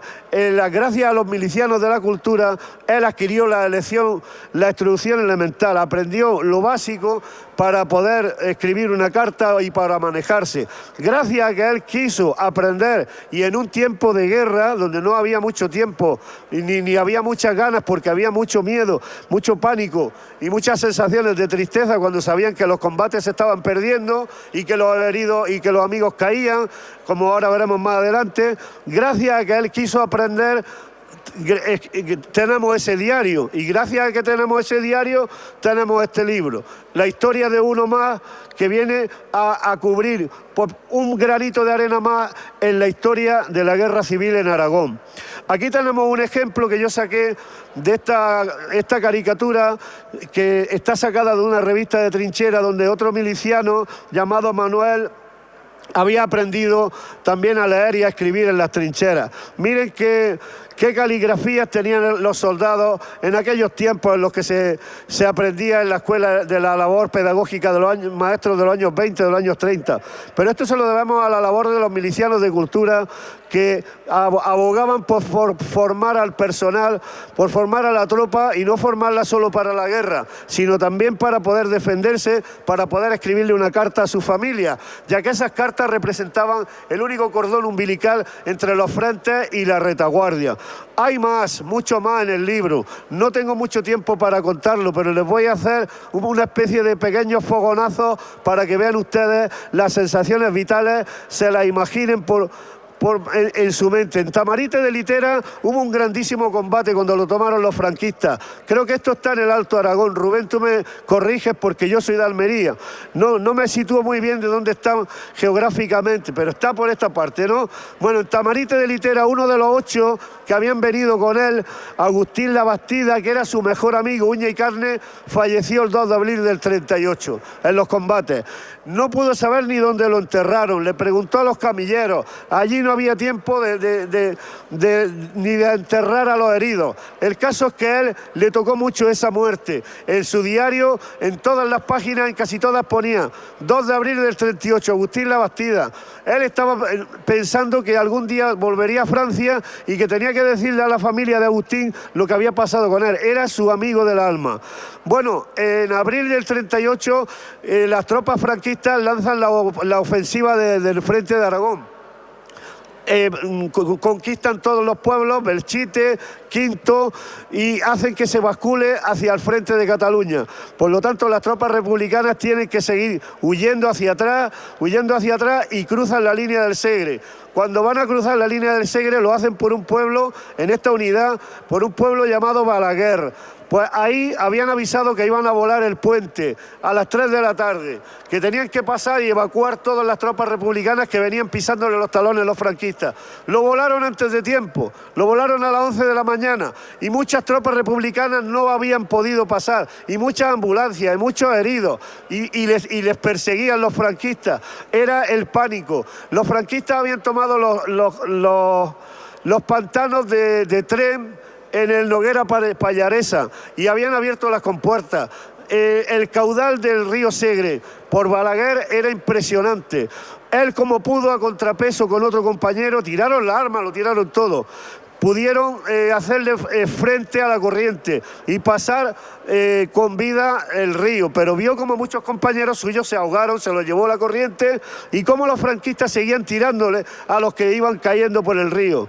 El caso es que dentro de estos meses de participación en la guerra, en julio del 38, él tuvo la posibilidad de tener unos días de permiso. Se fue a Barcelona. En Barcelona estaba la casa de Marsella en Barcelona, para los que habían venido de Marsella. Allí fue a recoger vetuallas que le había mandado a la familia, a él y a su amigo Agustín Labastida, que ya no vivía.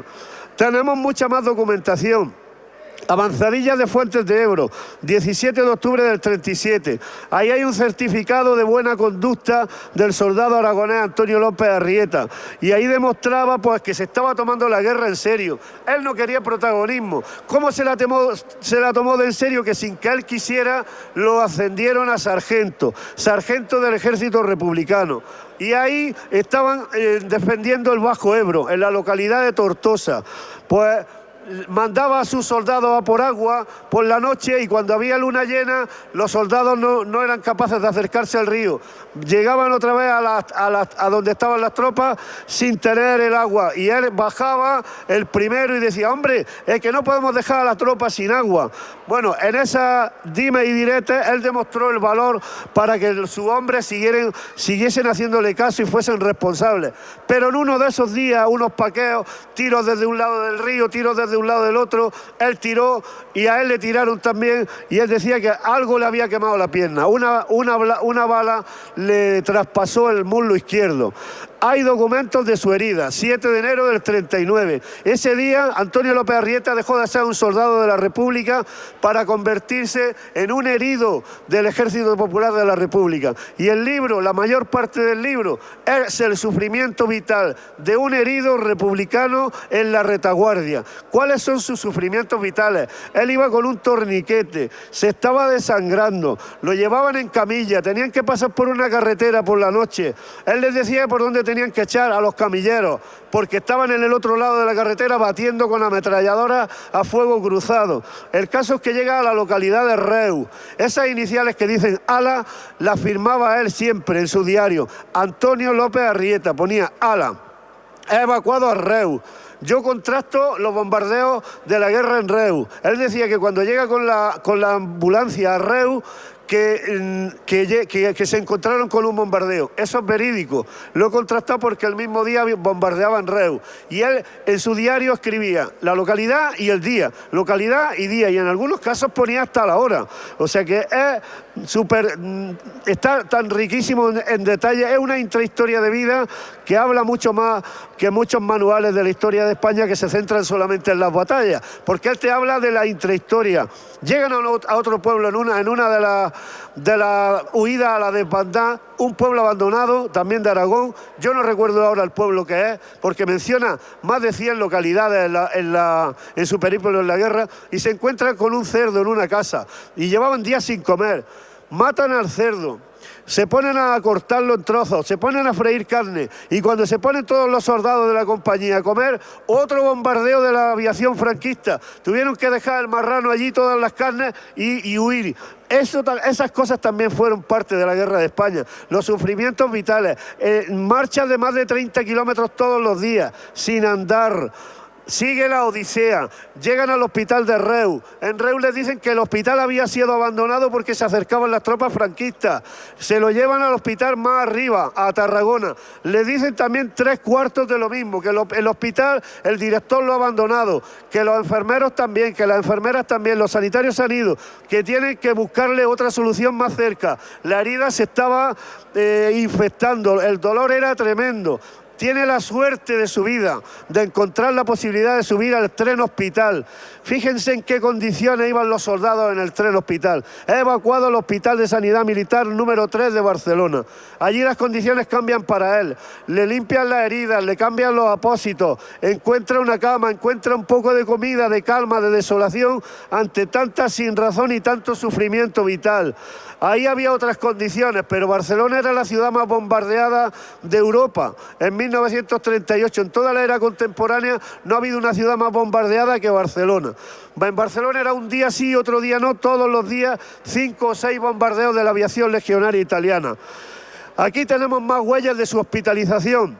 En ese hospital de sanidad militar, ahí está su ficha de hospitalización, hablando de sus condiciones sanitarias en esa Barcelona de la guerra. Pero llega el día 25 de enero, y voy terminando, de 1939, cuando las tropas franquistas están llegando a Barcelona, están asomando ya por el Tibidabo, y llega una enfermera, 5 minutos, llega una enfermera y le dice a él y a su compañero Leal, que era otro herido, que estaba al lado, en la cama de al lado, dice, el director del hospital se ha ido. Todas las enfermeras se han ido, solo quedo yo. Los que puedan andar, que se vayan. Dejaron a todos los heridos allí llorando, con la tristeza de si lo iban a matar, sin saber lo que iba a pasar. ¿Y sabes lo que dijo él? Dice, yo no me voy a quedar a que las tropas franquistas me hagan preso. Le dijo a su compañero Leal, vámonos. Cogió un palo con la herida que estaba supurándole sangre y se metió con un palo, con una muleta en la frontera, en Barcelona. Perdón, en la frontera del exilio. Ahí están los ejemplos de los bombardeos. Paso ya las últimas diapositivas para ir cerrando esta presentación. Siguió su periplo, llegó a Figueras, donde había otro hospital, y Arenys de Mar. En la localidad de Arenys de Mar se encuentra que se presentan al cuartel. El mando decía que ya no quería hablar más de más heridos, porque estaban ya saturados, estaban soportando el gran exilio español de enero del 39, donde 500.000 españoles tristemente salieron de España huyendo de otros españoles. Se van buscando la vida porque bombardeaban la localidad de Arenys de Mar. Esto no es que lo ha idealizado el protagonista, esto es que yo también lo he contrastado. Habla de otro bombardeo en Arenys de Mar. Bueno, pues abre una puerta de un edificio abandonado y era un cine, el cine de la Sala Merced de Arenys de Mar, para ver si podía pasar la noche allí, como fuera. Y estaba lleno de refugiados, lleno hasta la bandera de refugiados, que personas que ya iban hacia la frontera y que habían parado en esa localidad para poder pasar la noche. Su periplo le hace llegar al hospital de Figueras. Ahí sí lo tratan, ahí sí le desinfectan. Pero cuando va pasando por uno de los pasillos donde estaban todas las camas, y voy terminando, se encuentra alguien que le dice, López, López. Y mira hacia atrás, dice, ¿qué hace usted aquí, mi teniente? Era el mismo teniente que tenía cuando le hirieron en Amposta, en el Ebro, en Tortosa, en el Bajo Ebro. Dice, ¿qué hace usted aquí, mi teniente? Y el teniente le levantó la mano, dice, mira, dice López, mira lo que me ha pasado. Que ya no tenía mano el teniente, que un mortero le había roto y le habían amputado la mano. Dice, para todo esto ha servido la guerra de España. Eso también forma parte de la historia de España, el sufrimiento vital de los heridos, que ha quedado más marginado por la historiografía. Fueron cientos de miles de heridos los que tuvieron que ser evacuados de las trincheras. El bombardeo del hospital de Figueras hizo que los heridos tuviesen que irse de allí. Pude ponerle nombre al médico que lo trató, el doctor Vila, con todo su equipo de anestesistas. Y al final, como es lógico, y creo que ya voy terminando porque ya me he comido prácticamente todo el tiempo, el final lo dejo para ustedes, queridos lectores aragoneses paisanos del sargento López Arrieta. El final es que pasa Lepertú el 28 de enero de 1939 como uno más del gran exilio español republicano de 1939. Pasó la localidad de Lepertú, la Junquera, y llegó al campo de Argelers-sur-Mer. La historia sigue, los sufrimientos en ese campo siguen, pero no puedo desglosar ni hacer más spoilers ni reventar la lectura a todos aquellos que queráis leer el libro de Memoria de un brigadista español, el sargento López Arrieta en la Guerra de España. Muchas gracias a todos por vuestra atención.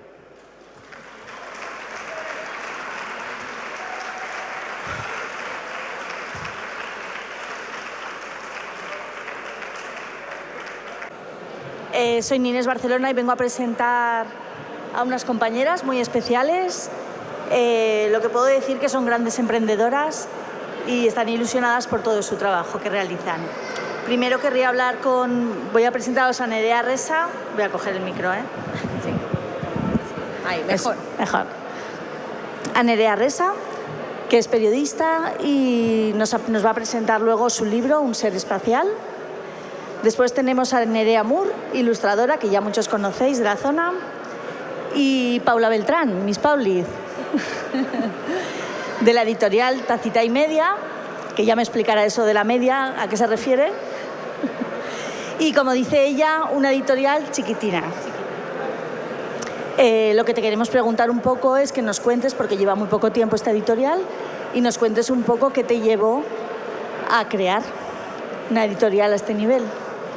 Bueno, pues mi editorial la empecé con un poco por casualidad, porque empecé a escribir libros cuando nacieron mis hijos y publiqué un libro con Hola Monstruo, y a partir de allí tuve el gusanillo de hacer más proyectos, pero no solamente míos, sino también de otras personas. Y bueno, pues esto me ha llevado a moverme por diferentes lugares y conocer a diferentes personas y viajar hacia otros proyectos. Vale, pero tu editorial lleva solamente 2 años, desde el 23. Sí. ¿Sí? ¿Y ya has publicado? 4 libros. Empezamos con uno, que era Un domingo fantástico, luego siguió Cachorro Cacharro, y luego este año hemos hecho 2 libros más sociales. El primero, que solo participo como editora, y es Un ser espacial, que lo ha escrito Nerea Resa, ilustrado Nerea Moore, y luego que trata el tema de la discapacidad y sobre todo la empatía. Muy bien. Que tu familia, te pregunto primero a ti, iba a decirle a Nerea, pero te pregunto a ti primero, ¿cómo recibió el cuento cuando lo vio? ¿Qué pensó? Bueno, tu madre, tu hermano. Bueno, pues la verdad es que en las personas con discapacidad o con necesidades especiales es fundamental el lenguaje no verbal, no solo el lenguaje verbal, ¿no? En el caso de mi hermano dice palabras sueltas, pero no formula frases ni puedes mantener una conversación. Entonces, el lenguaje no verbal fue clave, ¿no? Cuando le expliqué lo que estaba haciendo, le conté el cuento y le conté lo que estaba haciendo, pues sonreía, me abrazaba, el feedback ha sido muy bueno. Y ahora ya, pues bueno, cuando alguna vez estamos a solas, porque es verdad que siempre lo he hecho estando a solas, yo creo que mi madre no sabe ni que se lo he leído ni que he hablado con él de esto, ahora ya me mira como en plan, qué pesada mi hermana otra vez con el cuento, qué turre. Pero yo creo que le está gustando lo que estamos haciendo, está teniendo muy buena acogida en el ámbito educativo, les faltaban herramientas a los docentes con las que trabajar también en los coles ordinarios, que cada vez hay más plazas, ¿no? para todo tipo de trastornos. Y bueno, pues es que creo que hemos hecho un trabajo increíble y las ilustraciones, de verdad, es que le aportan totalmente al texto. Yo quería hablar de las ilustraciones porque hay una que... Cuando paséis por el stand y lo veáis, hay una muy bonita, pero al mismo tiempo muy triste, que es cuando el médico le da la noticia a la familia. Es súper real. Yo que trabajo en este ámbito puedo decir que es la realidad de las familias. Entonces, Nerea, ¿cómo se te ocurrió hacer esta ilustración? Bueno, en primer lugar, gracias, Nerea. Es que siempre me dejas por las nubes. Era un proyecto bastante complicado porque no terminaba de ser un cuento infantil, que era a lo que estaba acostumbrada, y tocaba un tema tan serio que, bueno, me planteó allí varias problemáticas. La primera era, yo siempre intento en mis ilustraciones aportar un poco más de lo que dice la mera palabra, pero quería que fuera algo sencillo y legible. Entonces, es un dibujo buscado para que sea una manera sencilla, lineal y con unos colores pues prácticamente primarios, el rojo, amarillo y azul como predominantes y algún toque de otro color, pero ya está.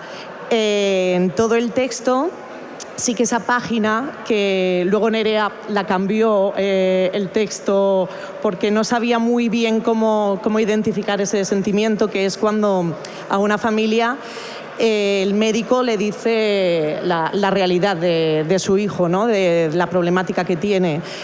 problemática. Y pensé en un lobo, ¿no? En un lobo, pero que, bueno, en verdad el médico está haciendo su trabajo, tiene que decir una verdad que duele y es un poco como la recibe la familia, ¿no? Es como que te hiere en el corazón, no sé, lo escribiste de una manera que me produjo una sensación, bueno, pues ahí está reflejada. Tengo que decir que es el primer libro con el que he llorado cuando he dibujado, pero la verdad es que te mete de lleno en la historia y en la experiencia que tuvisteis que pasar. Pues muchas gracias, porque yo creo que está tratado el tema de una forma muy cercana, muy bonita y con mucho cariño. Es importante. También has ilustrado, Nerea, el siguiente libro, El chico del banco, que también las ilustraciones son duras, pero aquí sí que no son tan tiernas, vamos a dejarlo así. Entonces, este libro es El chico del banco, está editado también por Tacita y Media, es un proyecto de SADEM, de la Endocrinología y Nutrición de Aragón, la asociación, y colaboración de la Diputación de Zaragoza. Pues cuéntanos un poco en qué consiste este libro, diría yo. Pues El chico del banco surgió porque querían hacer algo de concienciación la Sociedad Aragonesa de Endocrinología y Nutrición, y entonces pensamos que para el Día de la Obesidad pues poder hacer un libro que tuviera que ver con un poco de concienciación.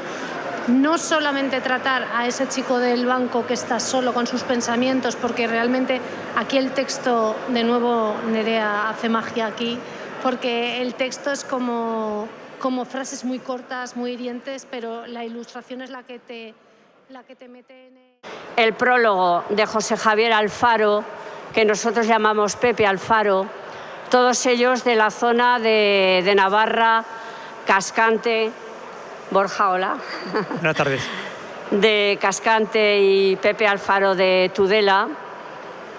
Y bueno, luego entro a hablar de este libro. De momento, la publicación del libro Vida Ávida son 700 páginas que os recomiendo como el libro base, así como el que empieza de momento a volar, como libro base de poesía para la mesilla, para la casa, para resistir y para vivir.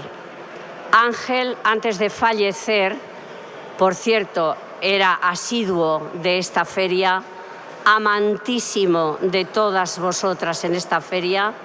Él nos dejó un archivo, tanto a David como a mí, donde estaba incluida toda la obra definitiva que él consideraba su poesía reunida. Es decir, este libro no es una antología, este libro es la poesía reunida que Ángel Guinda nos dejó como su obra poética definitiva. Este año hemos publicado, en primer lugar, la biografía, que también la tenemos ahí en la mesa de Olifante, de manos de Benito Fernández, que es el biógrafo también de Leopoldo María Panero. Hemos publicado esta edición en la colección Olifante, la poesía reunida, y recientemente acaba de salir El almendro amargo, que ayer lo comentábamos y que es una edición que conmemora los 50 años de paz en España, habiendo muerto el dictador. No pudo publicar la obra en España y se publicó en Buenos Aires.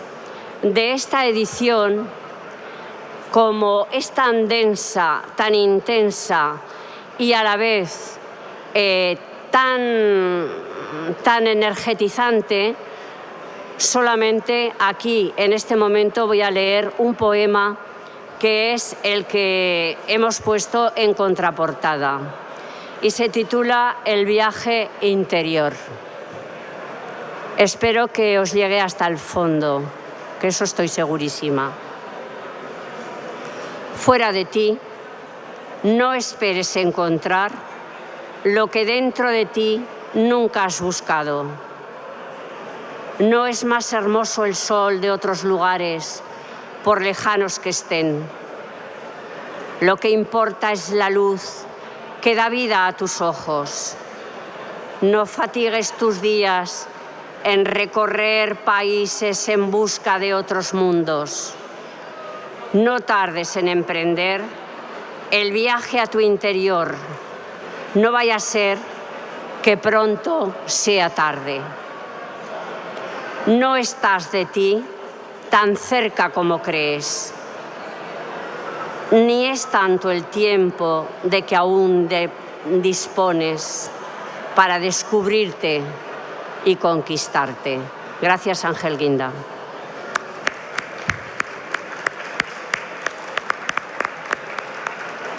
Bueno, y a continuación, porque esto es una fiesta, porque este espacio y este tiempo es una gran fiesta, tengo que deciros que Borja Álava ha sido un descubrimiento para la editorial Olifante, para toda la gente de Olifante, para toda la familia de Olifante, porque él es la voz de la claridad, la voz joven, la voz que desde la sencillez alcanza lo más hondo también y lo más extenso en la literatura española actual.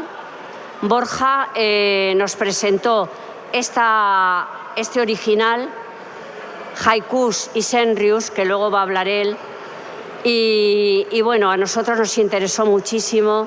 Escribió un prólogo José Javier Alfaro, al que nosotros llamamos Pepe Alfaro, y simplemente de Pepe Alfaro quisiera resaltar un breve fragmento de la introducción que dice: bajo el título genérico Haikus y Senrius, como Borja nos muestra todo un mundo de descripciones y de vivencias concentradas en la austeridad de esas estrofas de origen japonés compuestas por 3 versos de 5, 7 y 5 sílabas.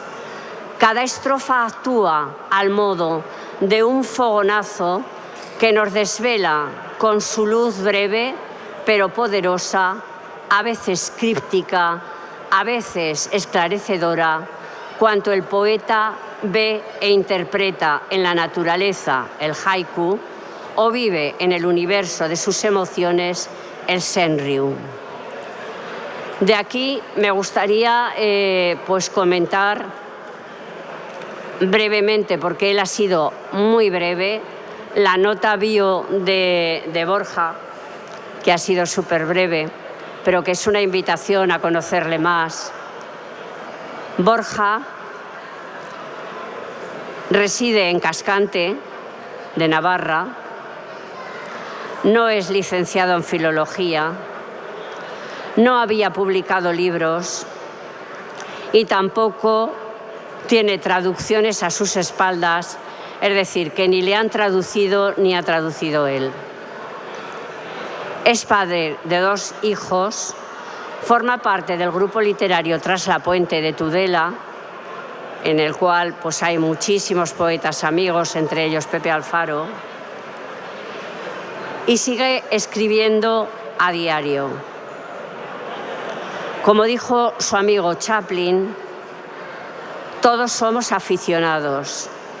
La vida es tan corta que no da para más.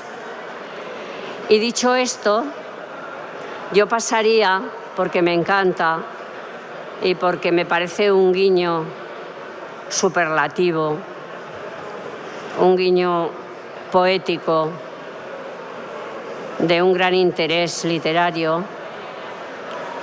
pues voy a leer un haiku que dice: no pido mucho, salir ileso y nítido de tu mirada. Muchas gracias, Borja. Pues felicidades. Gracias a ti. Gracias por la invitación a esta feria de Monzón del libro aragonés. estoy más que agradecido a Olifante porque, bueno, desde que se editó este librito sencillo en agosto, pues puedo decir que la vida me ha ido cambiando a mejor en muchos aspectos y nunca serán suficientes las gracias que debería dar. No sé si conocéis el haiku y el senryu. Brevemente, el haiku, digamos que es un poema de origen japonés que tiene como característica la brevedad, que se sustenta en una estructura de tan solo 3 versos muy cortitos que tienen que sumar 17 sílabas. El primero tiene 5, el segundo 7 y el tercero tiene otros 5. El haiku, digamos que es un fogonazo en cuanto a la observación de la naturaleza. El ego no está presente. Y el senryu comparte el mismo envase, tiene la misma longitud, solo que el ego sí está presente. Digamos que puede ser una ironía, puede tener parte de cinismo y puede ser humorístico, por supuesto, y quizás sea lo más parecido a lo que aquí en Occidente conocemos como el aforismo. Bueno, voy a leeros, con vuestro permiso, algunos de ellos. Si lo encuentro, me gustaría comenzar con uno que en un principio quise que abriese el libro, aunque al final no fue así. Recurro a veces a esa única arma, ser en silencio. El libro se compone, hay muchísimas imágenes en torno a la naturaleza, muchas de ellas concretamente al campo de la ornitología. Pero bueno, voy a ir leyendo de manera aleatoria. Abro los ojos. Cada mañana, nítida, vuelve tu imagen.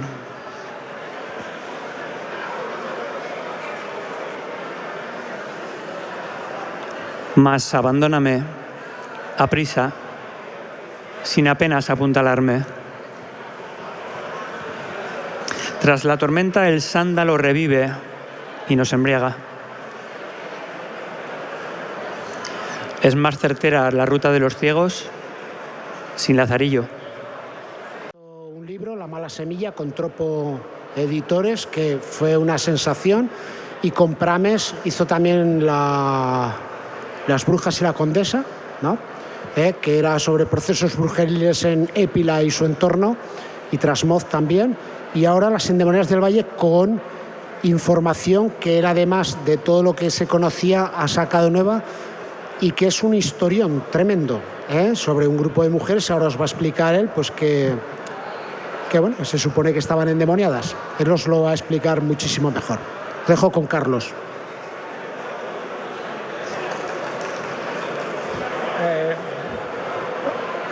Hola, buenas tardes. Es un verdadero placer, un verdadero honor estar aquí en una nueva edición de la Feria del Libro Aragonés de Monzón. Hemos traído un PowerPoint, si podéis ponerlo en pantalla. A ver. Lo tienes ya. Sí, ya cambia, ya está. Sí, sí. ¿Con qué le ves? Sí, sí, se ve. Ah, sí, sí. Ahí tienes la primera. Ya sí. Vale, ya está. En primer lugar, agradecer, como siempre hago, a Rafa Ayuste y a la editorial Prames el trabajo fantástico que hace publicando libros como este y todos los que podéis encontrar en su stand. Es un libro en el que se incluyen 300 ilustraciones en color que ayudan a complementar y a expandir el texto. Ya digo, gracias, Rafa, una vez más por haberme dado la oportunidad de sacar a la luz esta historia.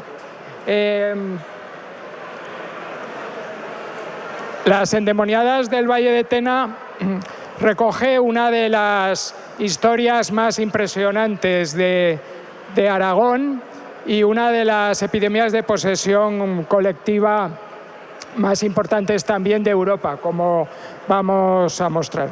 Vivimos vivimos unos tiempos que se están endemoniando cada vez más y por eso yo creo que es buen momento también para comprar un libro como este, porque así nos vamos ambientando también un poco. La portada, como en el libro anterior que publiqué con Prames, está basada en una obra de arte de las que se recogen en el libro. Esta magnífica portada nace de aquí, de una pintura de la época de la Revolución Científica, de la Revolución Francesa, esta pesadilla impresionante de Fuseli.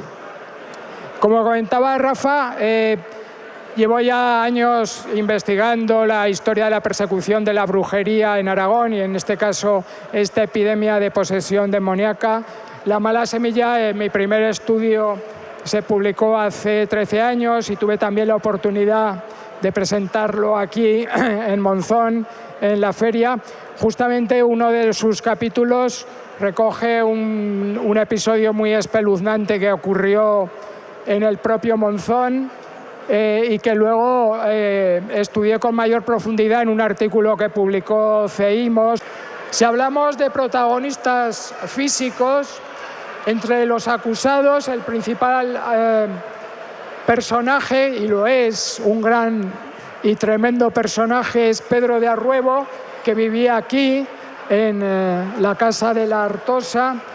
Pedro Arruebo era conocido por sus vecinos porque se las daba de hechicero benéfico, que era capaz de deshacer maleficios, decía de forma insensata que tenía demonios a su servicio, que había comprado a un francés.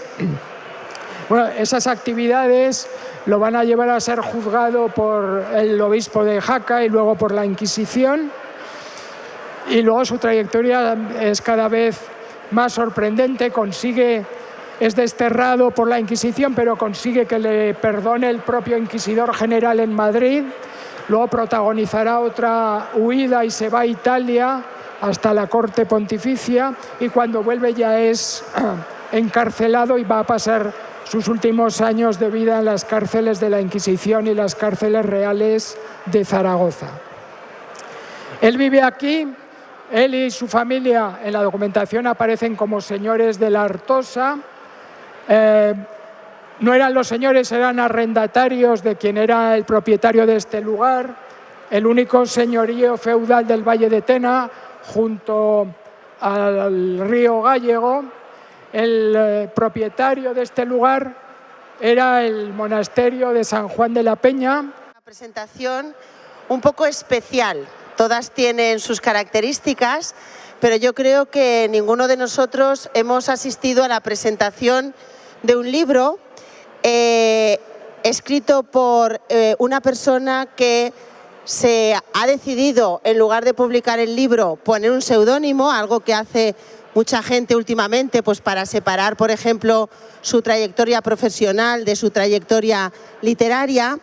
Y en este caso son otras las circunstancias que ustedes pues, podrán ver a medida que vayamos descubriendo de qué es este libro y por qué lo hacemos en este formato.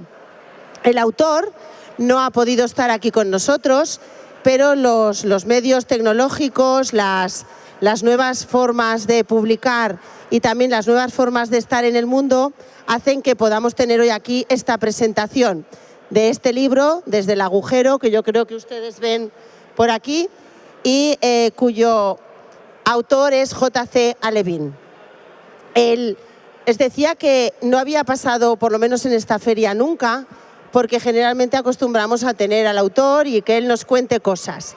Como eso no ha podido ser, va a ser Sara Ciria, que me acompaña, quien va a dirigir esta presentación entrevista, porque sí que vamos a tener la oportunidad de escucharlo.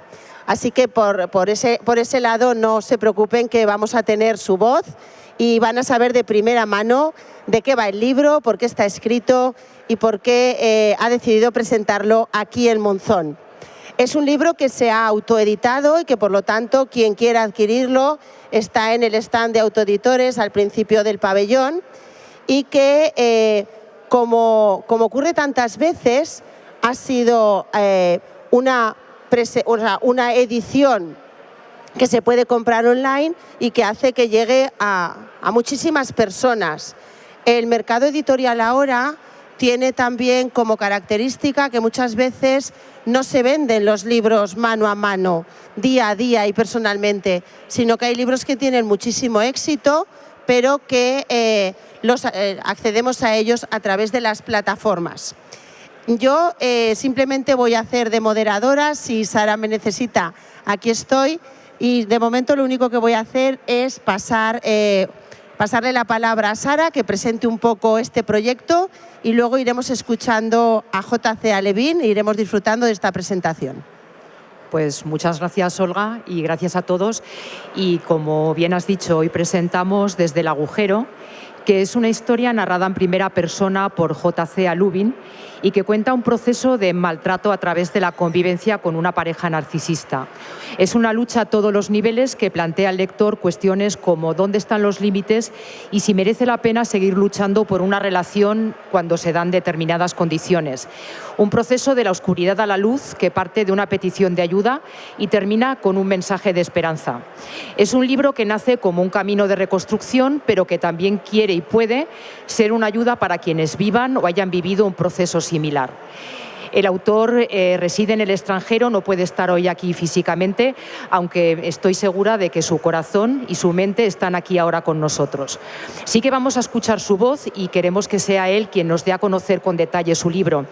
El primer mensaje que nos ha querido transmitir es el agradecimiento. El directo tiene estas cosas hasta que conecta el audio. Quería daros las gracias, ¿no? Tanto a Olga, la directora de la feria, por también ayudar en esta presentación, a ti, Sara, por hacerlo todo con tantísimo cariño, y también al Ayuntamiento por organizar esta feria, y en particular a Jairo, ¿no? Que es el director de las ferias. Así que muchísimas gracias por darnos la oportunidad a todos los autores, ¿no? de presentar. Muchas gracias. Bueno, pues vamos a conocer algunas cuestiones sobre este libro. La primera es, como decíamos, el tema de la autoría. JC Alevín es un seudónimo y para ello, para firmar con seudónimo, existe una poderosa razón que el propio autor nos va a contar. Hola, muchísimas gracias por ayudarme con esta presentación, y muchísimas gracias a todos los presentes por asistir.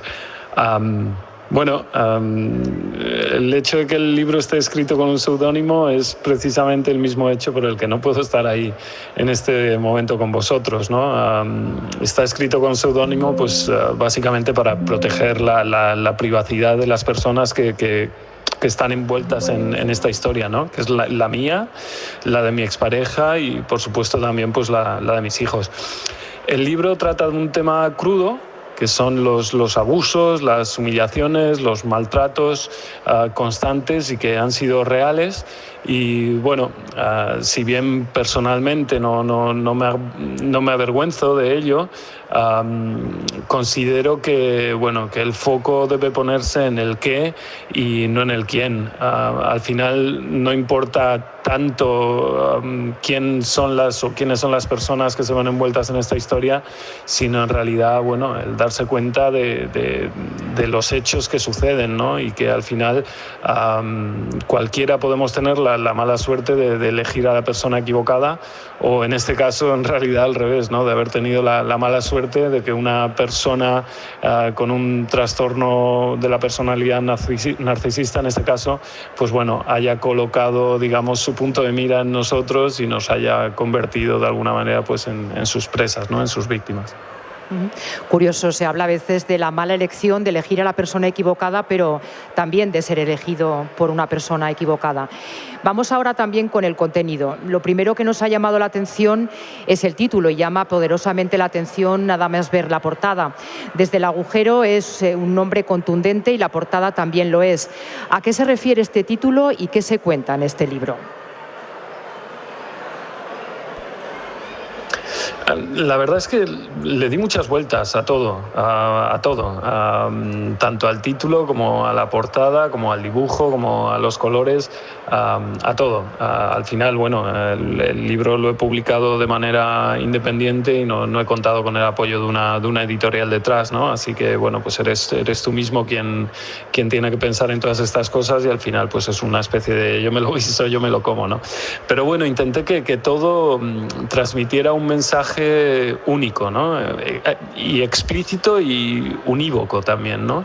Para que el lector pues pudiera hacerse una idea de manera prácticamente instantánea de qué es lo que puede esperar del libro, ¿no? Qué es lo que va a encontrar en el libro. Y creo que el objetivo está relativamente bien conseguido, ¿no? Desde el agujero es una historia escrita desde la soledad, desde la oscuridad y desde la cautividad, ¿no? Y narra en primera persona la lucha diaria y constante de una persona, pues bueno, que ha sido convertida en una sombra, ¿no? A la que le han robado la vida, ¿no? El poder de decisión y la libertad, ¿no?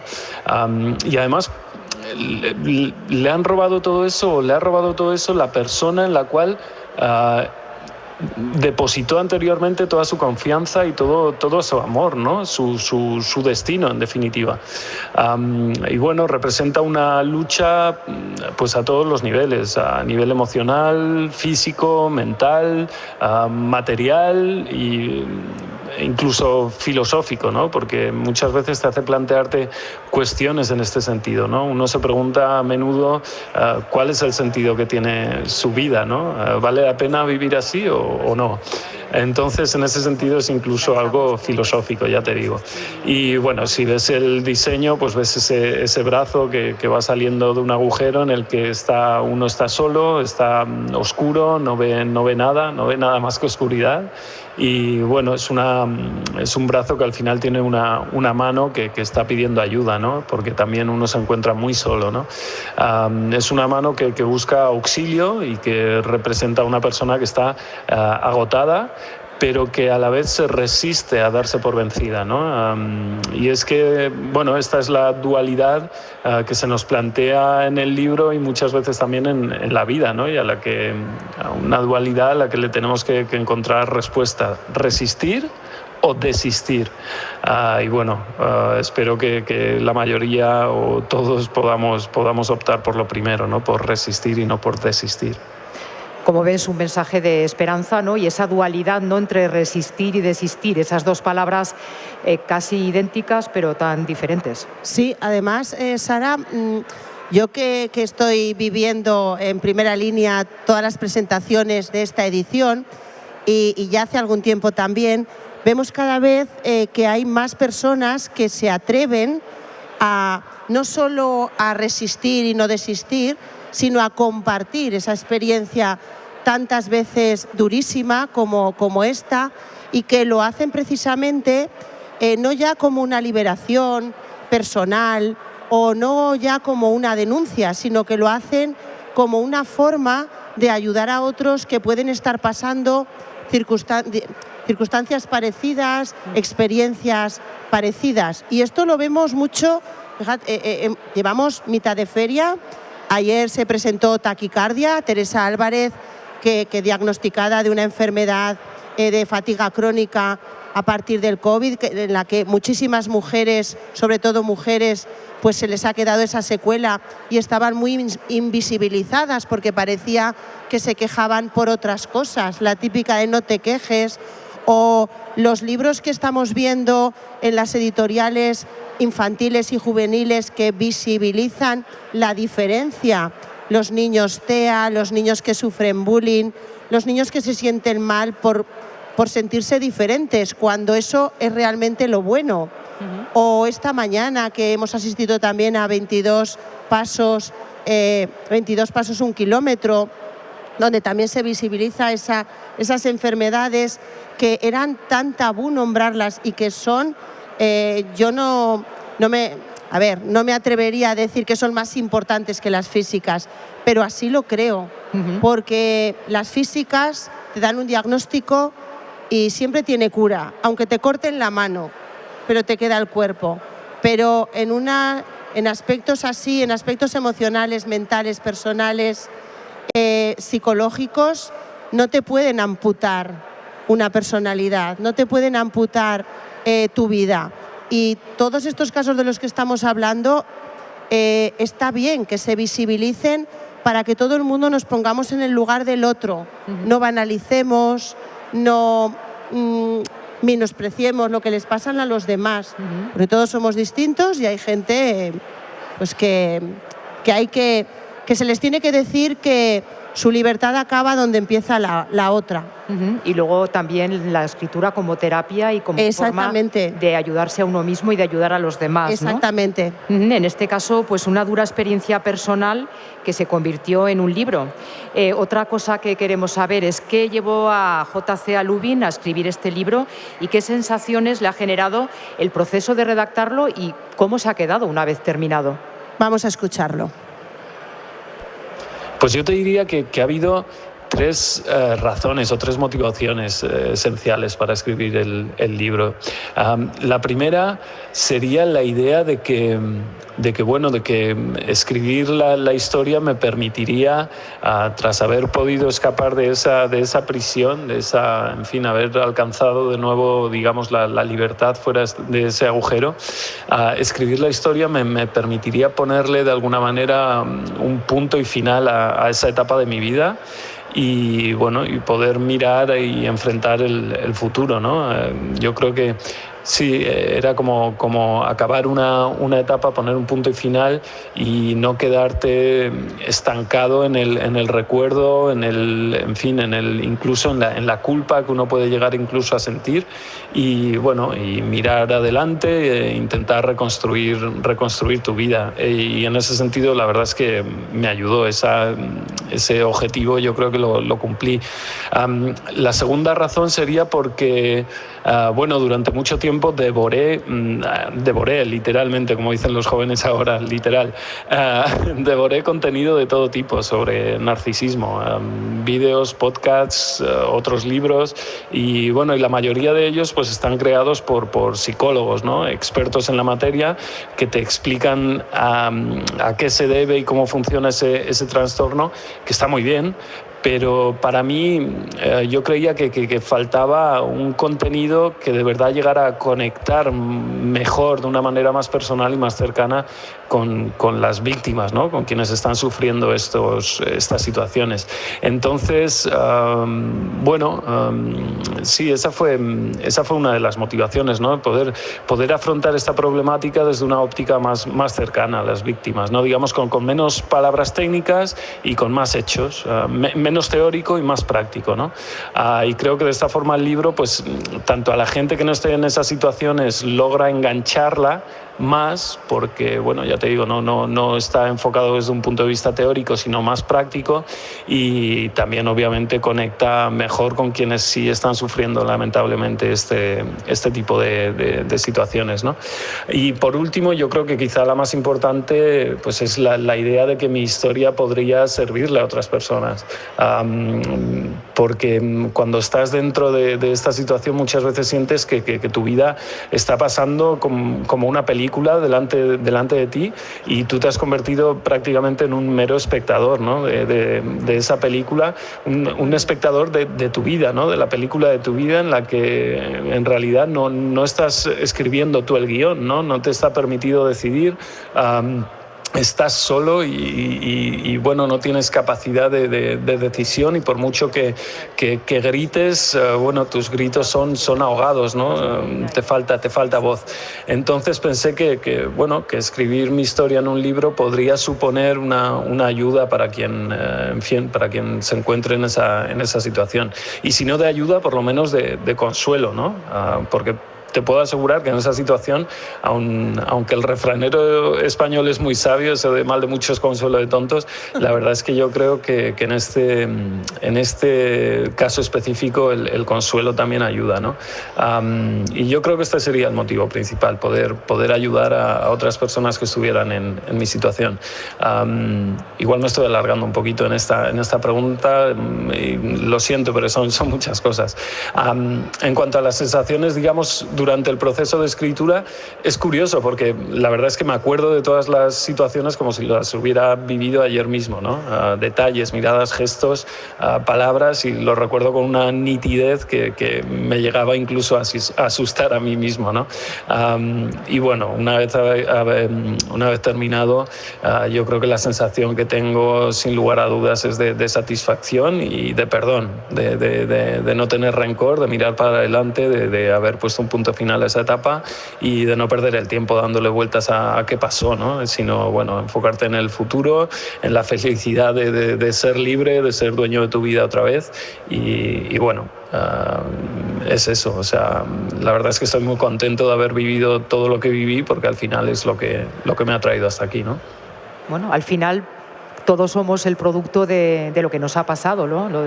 De lo bueno y de lo malo, y al final un mensaje de esperanza. Está muy bien, ¿no? Bueno, y a pesar de todo eso, ¿no? Un mensaje positivo al final y un libro que visibiliza pues, una relación de maltrato de pareja en la que la víctima es el hombre. No es el relato que estamos acostumbrados a escuchar, y también queríamos que reflexionara un poco sobre este hecho. Exacto, es que lo has dicho perfectamente, Sara. No estamos acostumbrados a escucharlo, pero esto no quiere decir que no exista o que no suceda, ¿no?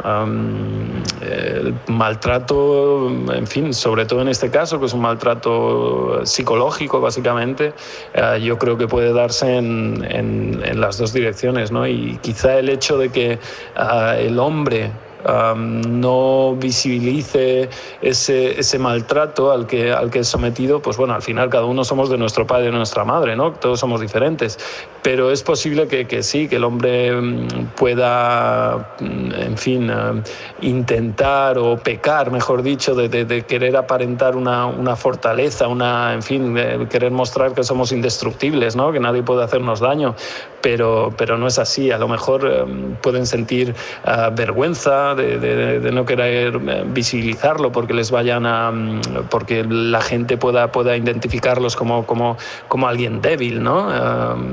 Otras personas pueden quizá no visibilizarlo por conformismo, quizá por no querer, digamos, alterar un statu quo en el cual puedes llegar incluso a sentirte seguro y cómodo, ¿no? Porque hay gente que le puede dar incluso miedo intentar salir de ahí, ¿no? Y luego también al ser un maltrato psicológico es posible que incluso gente, bueno, en mi caso llegó incluso a ser un maltrato físico también, ¿no? Y mental y físico, ¿no? Pero puede haber gente que incluso no sepa que está viviendo esa situación, ¿no? Los narcisistas ten en cuenta que intentan manipular y alterar tu realidad en cada momento, ¿no? Entonces es posible que uno viva esa realidad de una manera que llegue a interpretarla o a asumirla como algo normal, ¿no? Entonces, bueno, ya te digo, puede haber muchos motivos.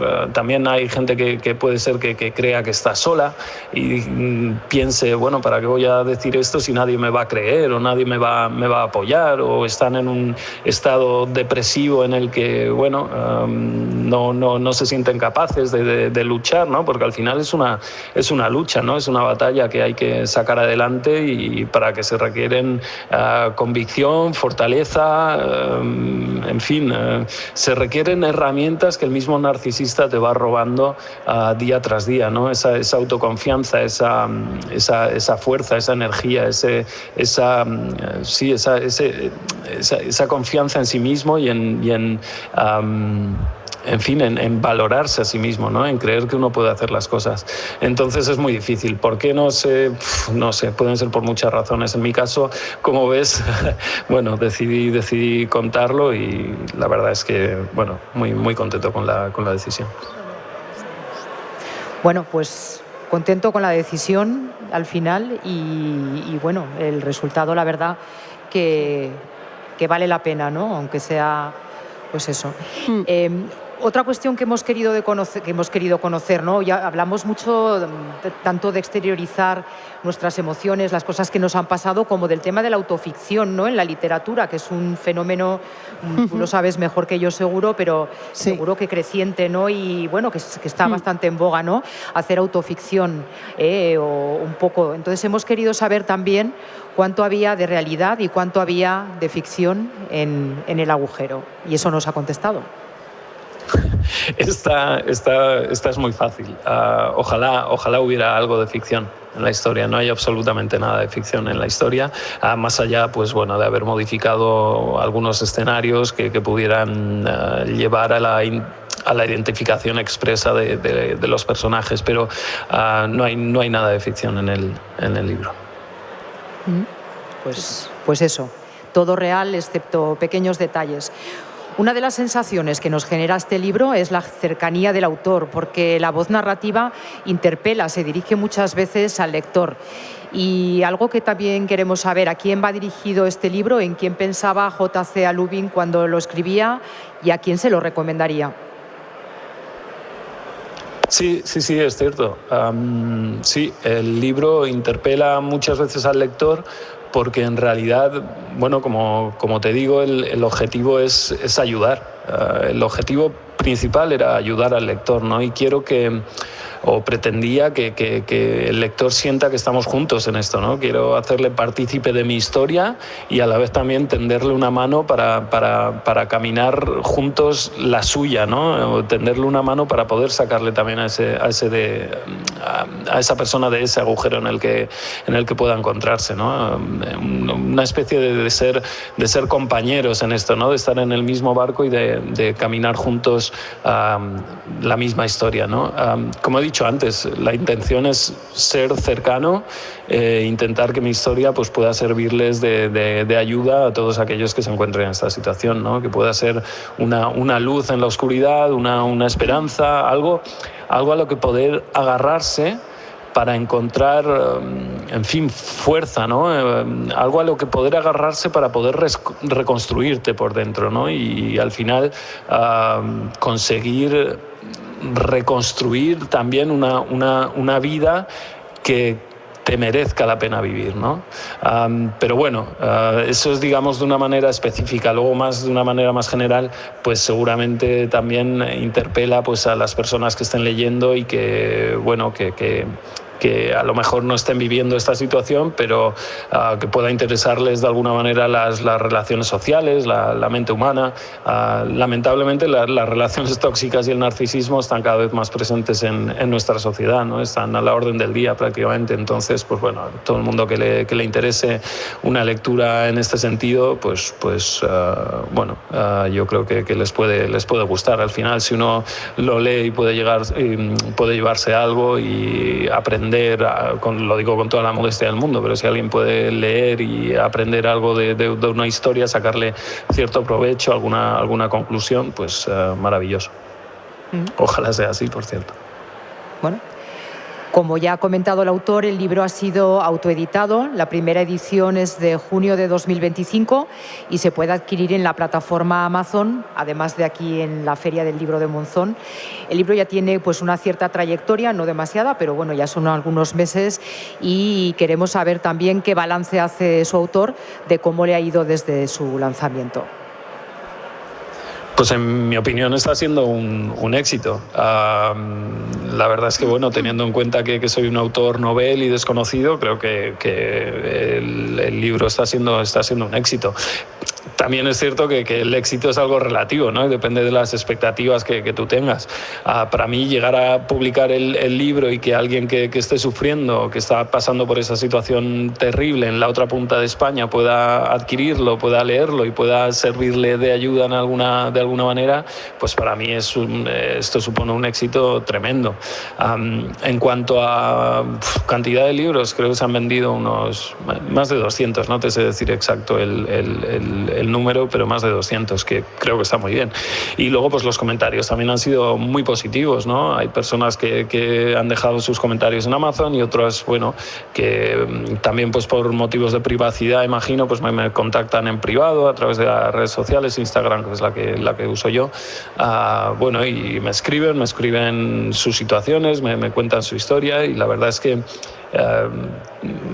te produce una gran satisfacción, ¿no? Ver que has podido ayudar a alguien o que han encontrado en tu libro, en tu texto, pues algo que les ha podido ayudar, que les ha hecho reflexionar, que les ha hecho, en fin, incorporar aspectos a lo mejor a su relación de pareja, o en fin, o han sacado conclusiones positivas respecto a lo que a ellos les pasa, ¿no? Otros sí, otros te dicen literalmente han vivido las mismas situaciones que tú, ¿no? Muchas veces me han escrito y me han dicho, ostras, eso mismo me pasaba a mí, o esas mismas palabras son las que me decían a mí.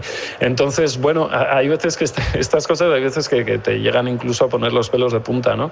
Porque, en fin, uno se ve delante, da un poquito de vértigo, ¿no? Se ve como delante de un precipicio y decir, joder, al final son situaciones que te llegan, y por mucho que yo las haya vivido, cuando otra persona te das cuenta, la verdad es que te das cuenta, pues eso, por la empatía que tenemos nosotros y les falta a este tipo de personas narcisistas, pues la verdad es que te da un vuelco el corazón muchas veces. Y bueno, pues eso, los comentarios, ya te digo, comentarios en su mayoría pues muy positivos, ¿no? Y a nivel literario, incluso a nivel literario, o sea, yo soy un autor novel, es la primera obra que publico, el primer texto, y bueno, la verdad es que las opiniones que he recabado es que el libro está bien escrito, tiene una estructura clara, es ágil, se lee rápido y no se hace pesado, que era, yo creo, mi mayor temor, así que muy contento. Bueno, los que lo hemos leído pues damos fe de que es así. Es un libro claro, una estructura desde luego muy ágil y deja clarísimo y cuenta además muchísimas cosas, pero el autor se ha dejado algunas en el tintero, ¿no? Al final, de hecho, el autor anuncia que va a haber una segunda parte y queremos saber si esa segunda parte está ya en marcha y qué temas se le han quedado pendientes para contarnos en esa posible secuela, ¿no? En El agujero. Sí, habrá una segunda parte seguro, porque lamentablemente la historia no se ha acabado todavía, ¿no? O sea, si bien he conseguido salir de ese agujero y volver a, digamos, disfrutar de la libertad y de una vida que merece ser vivida fuera de ese agujero, pues ahora lamentablemente son mis hijos quienes están sufriendo el maltrato infantil por parte de la que fue mi expareja, en otro sentido, porque no es el mismo tipo de maltrato o de abuso que el que perpetró conmigo, pero sí que, bueno, la verdad es que suele darse en muchos casos, tras rupturas con parejas o de parejas narcisistas, suele darse esta segunda etapa con hijos de por medio, que es el de la alienación parental, ¿no? Si uno tiene una pareja narcisista con hijos y rompe esa pareja, la verdad acaba separándose esa pareja en una muy alta probabilidad, en un porcentaje muy alto de los casos, se producen los fenómenos de alienación parental, y bueno, en esa batalla me hallo metido de lleno, ¿no? Al final, bueno, sales de su vida y ellos pierden de alguna manera el control, que es algo que no pueden permitirse, y bueno, necesitan seguir manteniendo el control sobre ti de alguna manera, y pues bueno, pasan a utilizar a los hijos para ello, ¿no? Son, ya te digo, muy a menudo los casos en los que la probabilidad es altísima en la que tras una relación de narcisismo con una pareja venga luego un episodio de alienación parental. Así que bueno, sobre esa historia girará el segundo libro y ojalá pueda escribirla con un final feliz, pero a día de hoy la verdad es que no puedo atreverme a asegurarlo. Y bueno, ya está. En el tintero la verdad es que no me ha quedado nada. Solamente, pues bueno, desearos a todos una muy feliz Navidad, daros a todos las gracias por haber asistido a la presentación y nada, pues que será un placer que podáis haceros con alguna copia del libro y bueno, contactar con ustedes o con todos vosotros por redes sociales y ojalá, pues bueno, si alguien está pasando por esta situación, pues ojalá pueda leerlo y les pueda ayudar.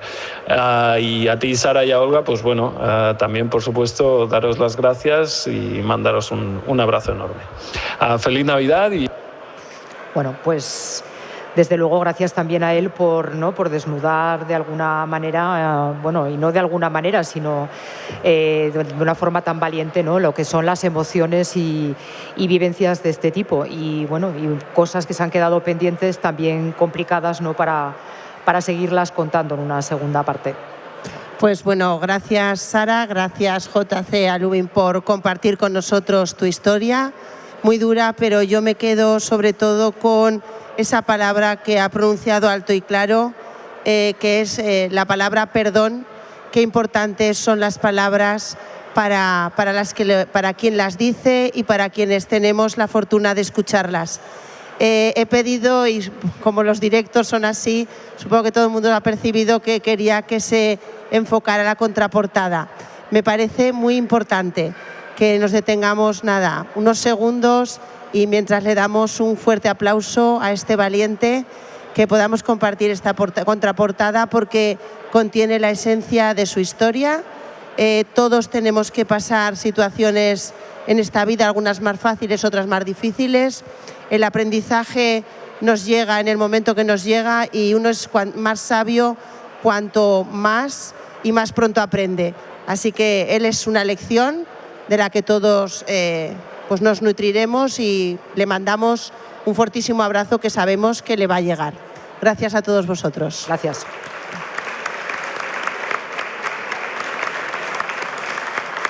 Se veía la portada, la contraportada, ¿verdad? Es que no me he mirado.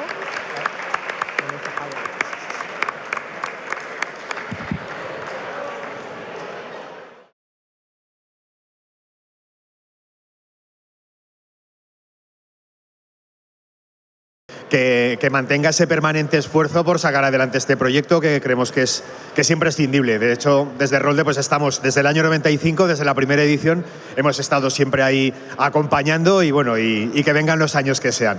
Realmente yo voy a hablar muy poquito porque los protagonistas aquí son otros. Es un proyecto que presentamos. Realmente Rolde lo que hace es acoger o dar cobijo a un proyecto que realmente, bueno, forma parte de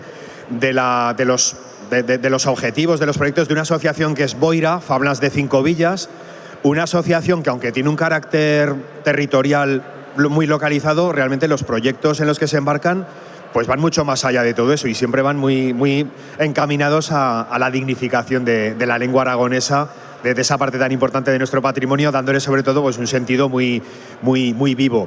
Así que bueno, está Francho Marcén, presidente de Boira, que es la asociación que ha impulsado precisamente o nuestro Charrar 2 que venimos a presentar esta tarde, cuya autora aquí pues es Iris Orosia Campos Vandrés, una persona que pese a su juventud pues es ya toda una autoridad a la hora de hablar de didáctica de las lenguas.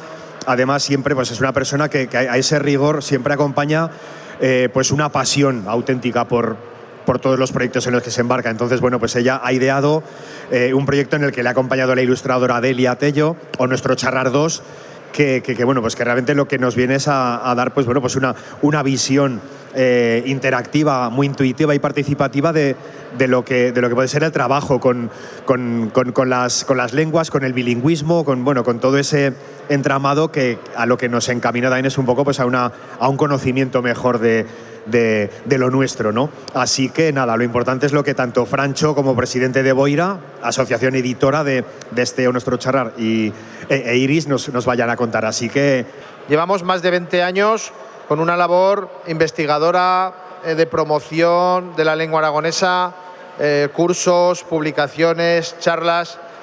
Y bueno, que era este año 25 que acaba, que era nuestro 20 aniversario, pues queríamos cerrarlo con algo diferente y sobre todo con la ayuda de una gran experta y una gran amiga como es Iris, que con un proyecto que ya tenía un poquito ya preparado, pues a nosotros nos hacía mucha ilusión este o nuestro Charrar 2.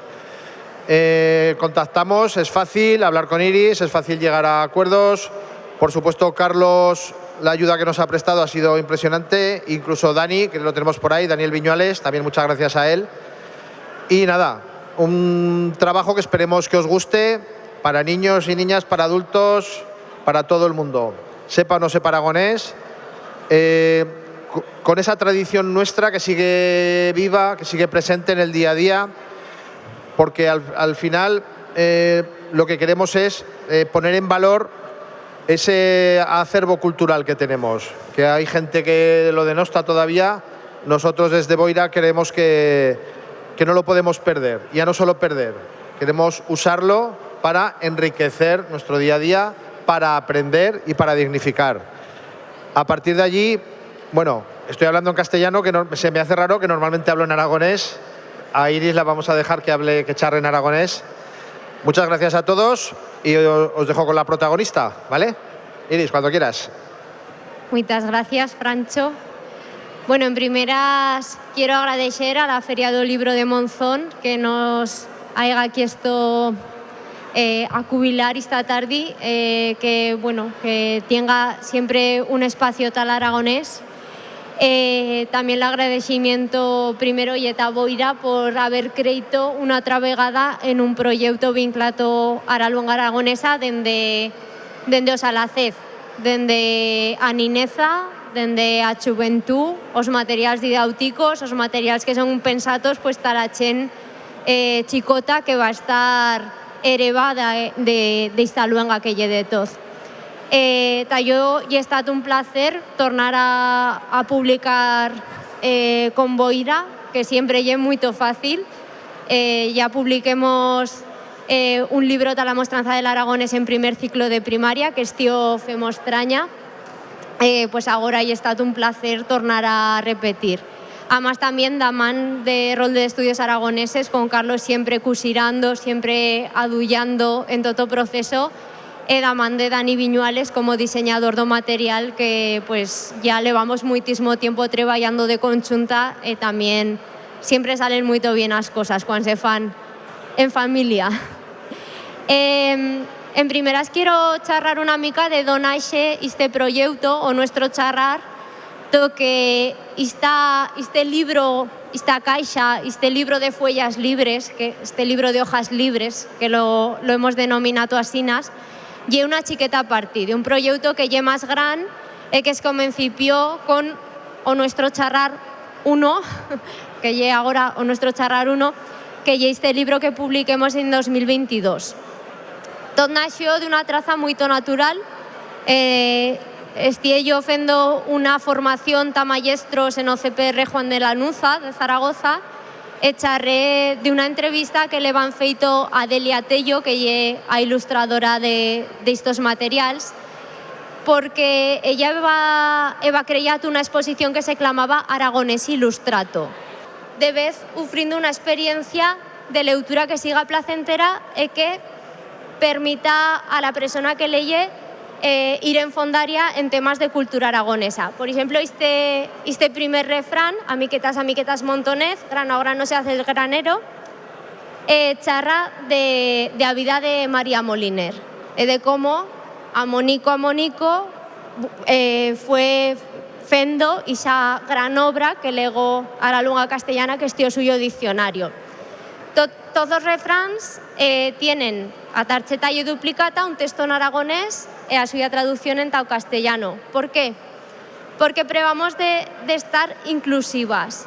Queremos que el libro vaya dilla de esa chen que ya aprendiendo aragonés, de esa chen que ya conoce a luenga, que pueda trucar eficacio de cualquier persona que se quiera amanar al aragonés desde a curiosidad. Funcionó muy bien este sistema bilingüe en nuestro charrar 1. Hemos querido continuar por esta endrecera. Y simplemente decir que, que no hemos inventado cosa que no existise, con esto de auchetualidad, la importancia de leer con las mans, que ya fa un siglo Bruno Munari, Leo Lioni, en grans autors de la literatura infanto-juvenil a nivell mundial ja es convencipión a parar cuenta de objetualidad y de materialidad cuando se trata de alfabetizar en las primeras edad. Pero pues lo que hemos probado de fer y una feina de transferencia, porque muchas vegadas desde la universidad investigamos, sabemos lo que puede funcionar ta mostrar una luenga adicional, pero lo que hemos quisto pues y está todo lévalo en la mostranza del aragonés o en cualquier persona que se quiera manar al aprendizaje del aragonés, porque sabemos que funciona, ¿no? Mi nombre es Rosa Romanillos y vengo a presentar esta obra, Caída Libre. He de decir que soy un poco patosa con los micrófonos y se me hace raro escucharme en segundo plano, pero bueno. Yo vengo aquí agradeciendo en primer lugar a la programación y a toda la coordinación de aquí, porque nos den este espacio para poder compartir la literatura con todos vosotros. Es un espacio que se agradece demasiado porque da mucha voz y da mucha visibilidad a todos estos autores que estamos aquí luchando por nuestras obras. A mí se me hace especialmente raro el poder estar aquí hablándoos a vosotros porque no llevo casi ni 6 meses aquí con esta obra. Hace menos de 6 meses que dio a la luz esta obra como Caída Libre y ha sido un proceso muy intenso y muy bonito, la verdad. Esta historia, gracias a Onagro Ediciones, ha sido una situación que a mí me llena mucho por dentro porque es algo muy especial en mi interior de algo que no tenía ni idea de que iba a ser así. ¿A qué me refiero con esto? A que en un inicio, cuando yo empecé a escribir, para nada tenía una idea de formar un libro, sino que simplemente empecé a expresar ideas, sentimientos y cosas que quería dar a luz. Poco a poco se fue formando una novela y he de decir que para mí fue un proceso creativo impresionante y súper chulo, pero yo creo que para la gente de mi alrededor no tanto, porque fue el expresarles todo el rato las cosas, las incertidumbres, y ese feedback de que me dijeran que podía llegar a estar bien fue el que me pudo motivar a que hoy os pueda presentar esta novela. Supongo que queréis ya que cierre este capítulo así un poco perezoso de cómo fue el proceso para contaros un poquito de qué es la novela, de qué trata y qué abarca. Podréis ver que la portada es un poco, como me dice mucha gente, un tanto llamativa, siniestra, algo potente y básicamente tiene mucha conexión con el libro porque es algo que conecta, algo que llama y algo que da la sensación de muerte. Exactamente, aquí hay una muerte de por medio. Eso es un thriller psicológico, algo de misterio, de intriga, en el que poco a poco se va a ir contando la historia de 2 chicas. Esas son las protagonistas, Katia y Carla, 2 desconocidas cuyas vidas se entrelazan por la muerte de una de ellas. Mientras se va leyendo, se va a ir descubriendo qué es lo que pasó para que estas chicas tuvieran esa conexión tan importante. Una conexión que poca gente podrá entender porque una de ellas ya no está y poca gente sabrá qué es lo que pasó. ¿Por qué? Porque esta historia está llena de heridas abiertas que se cosieron con hilos de mentiras, pero solamente una única verdad podrá curarla. Y esa verdad es muy difícil de hallar porque esta muerte no es muy fácil de entender o de saber qué es lo que ocurrió. Escribir este libro, la verdad es que ha sido un proceso bastante de altibajos. Me explico. Al principio únicamente iba a tratar sobre salud mental. Yo me cuesta mucho etiquetarme como autora porque, como decía, llevo muy poquito en esto y aunque escribiese, siempre ha sido como un hobby.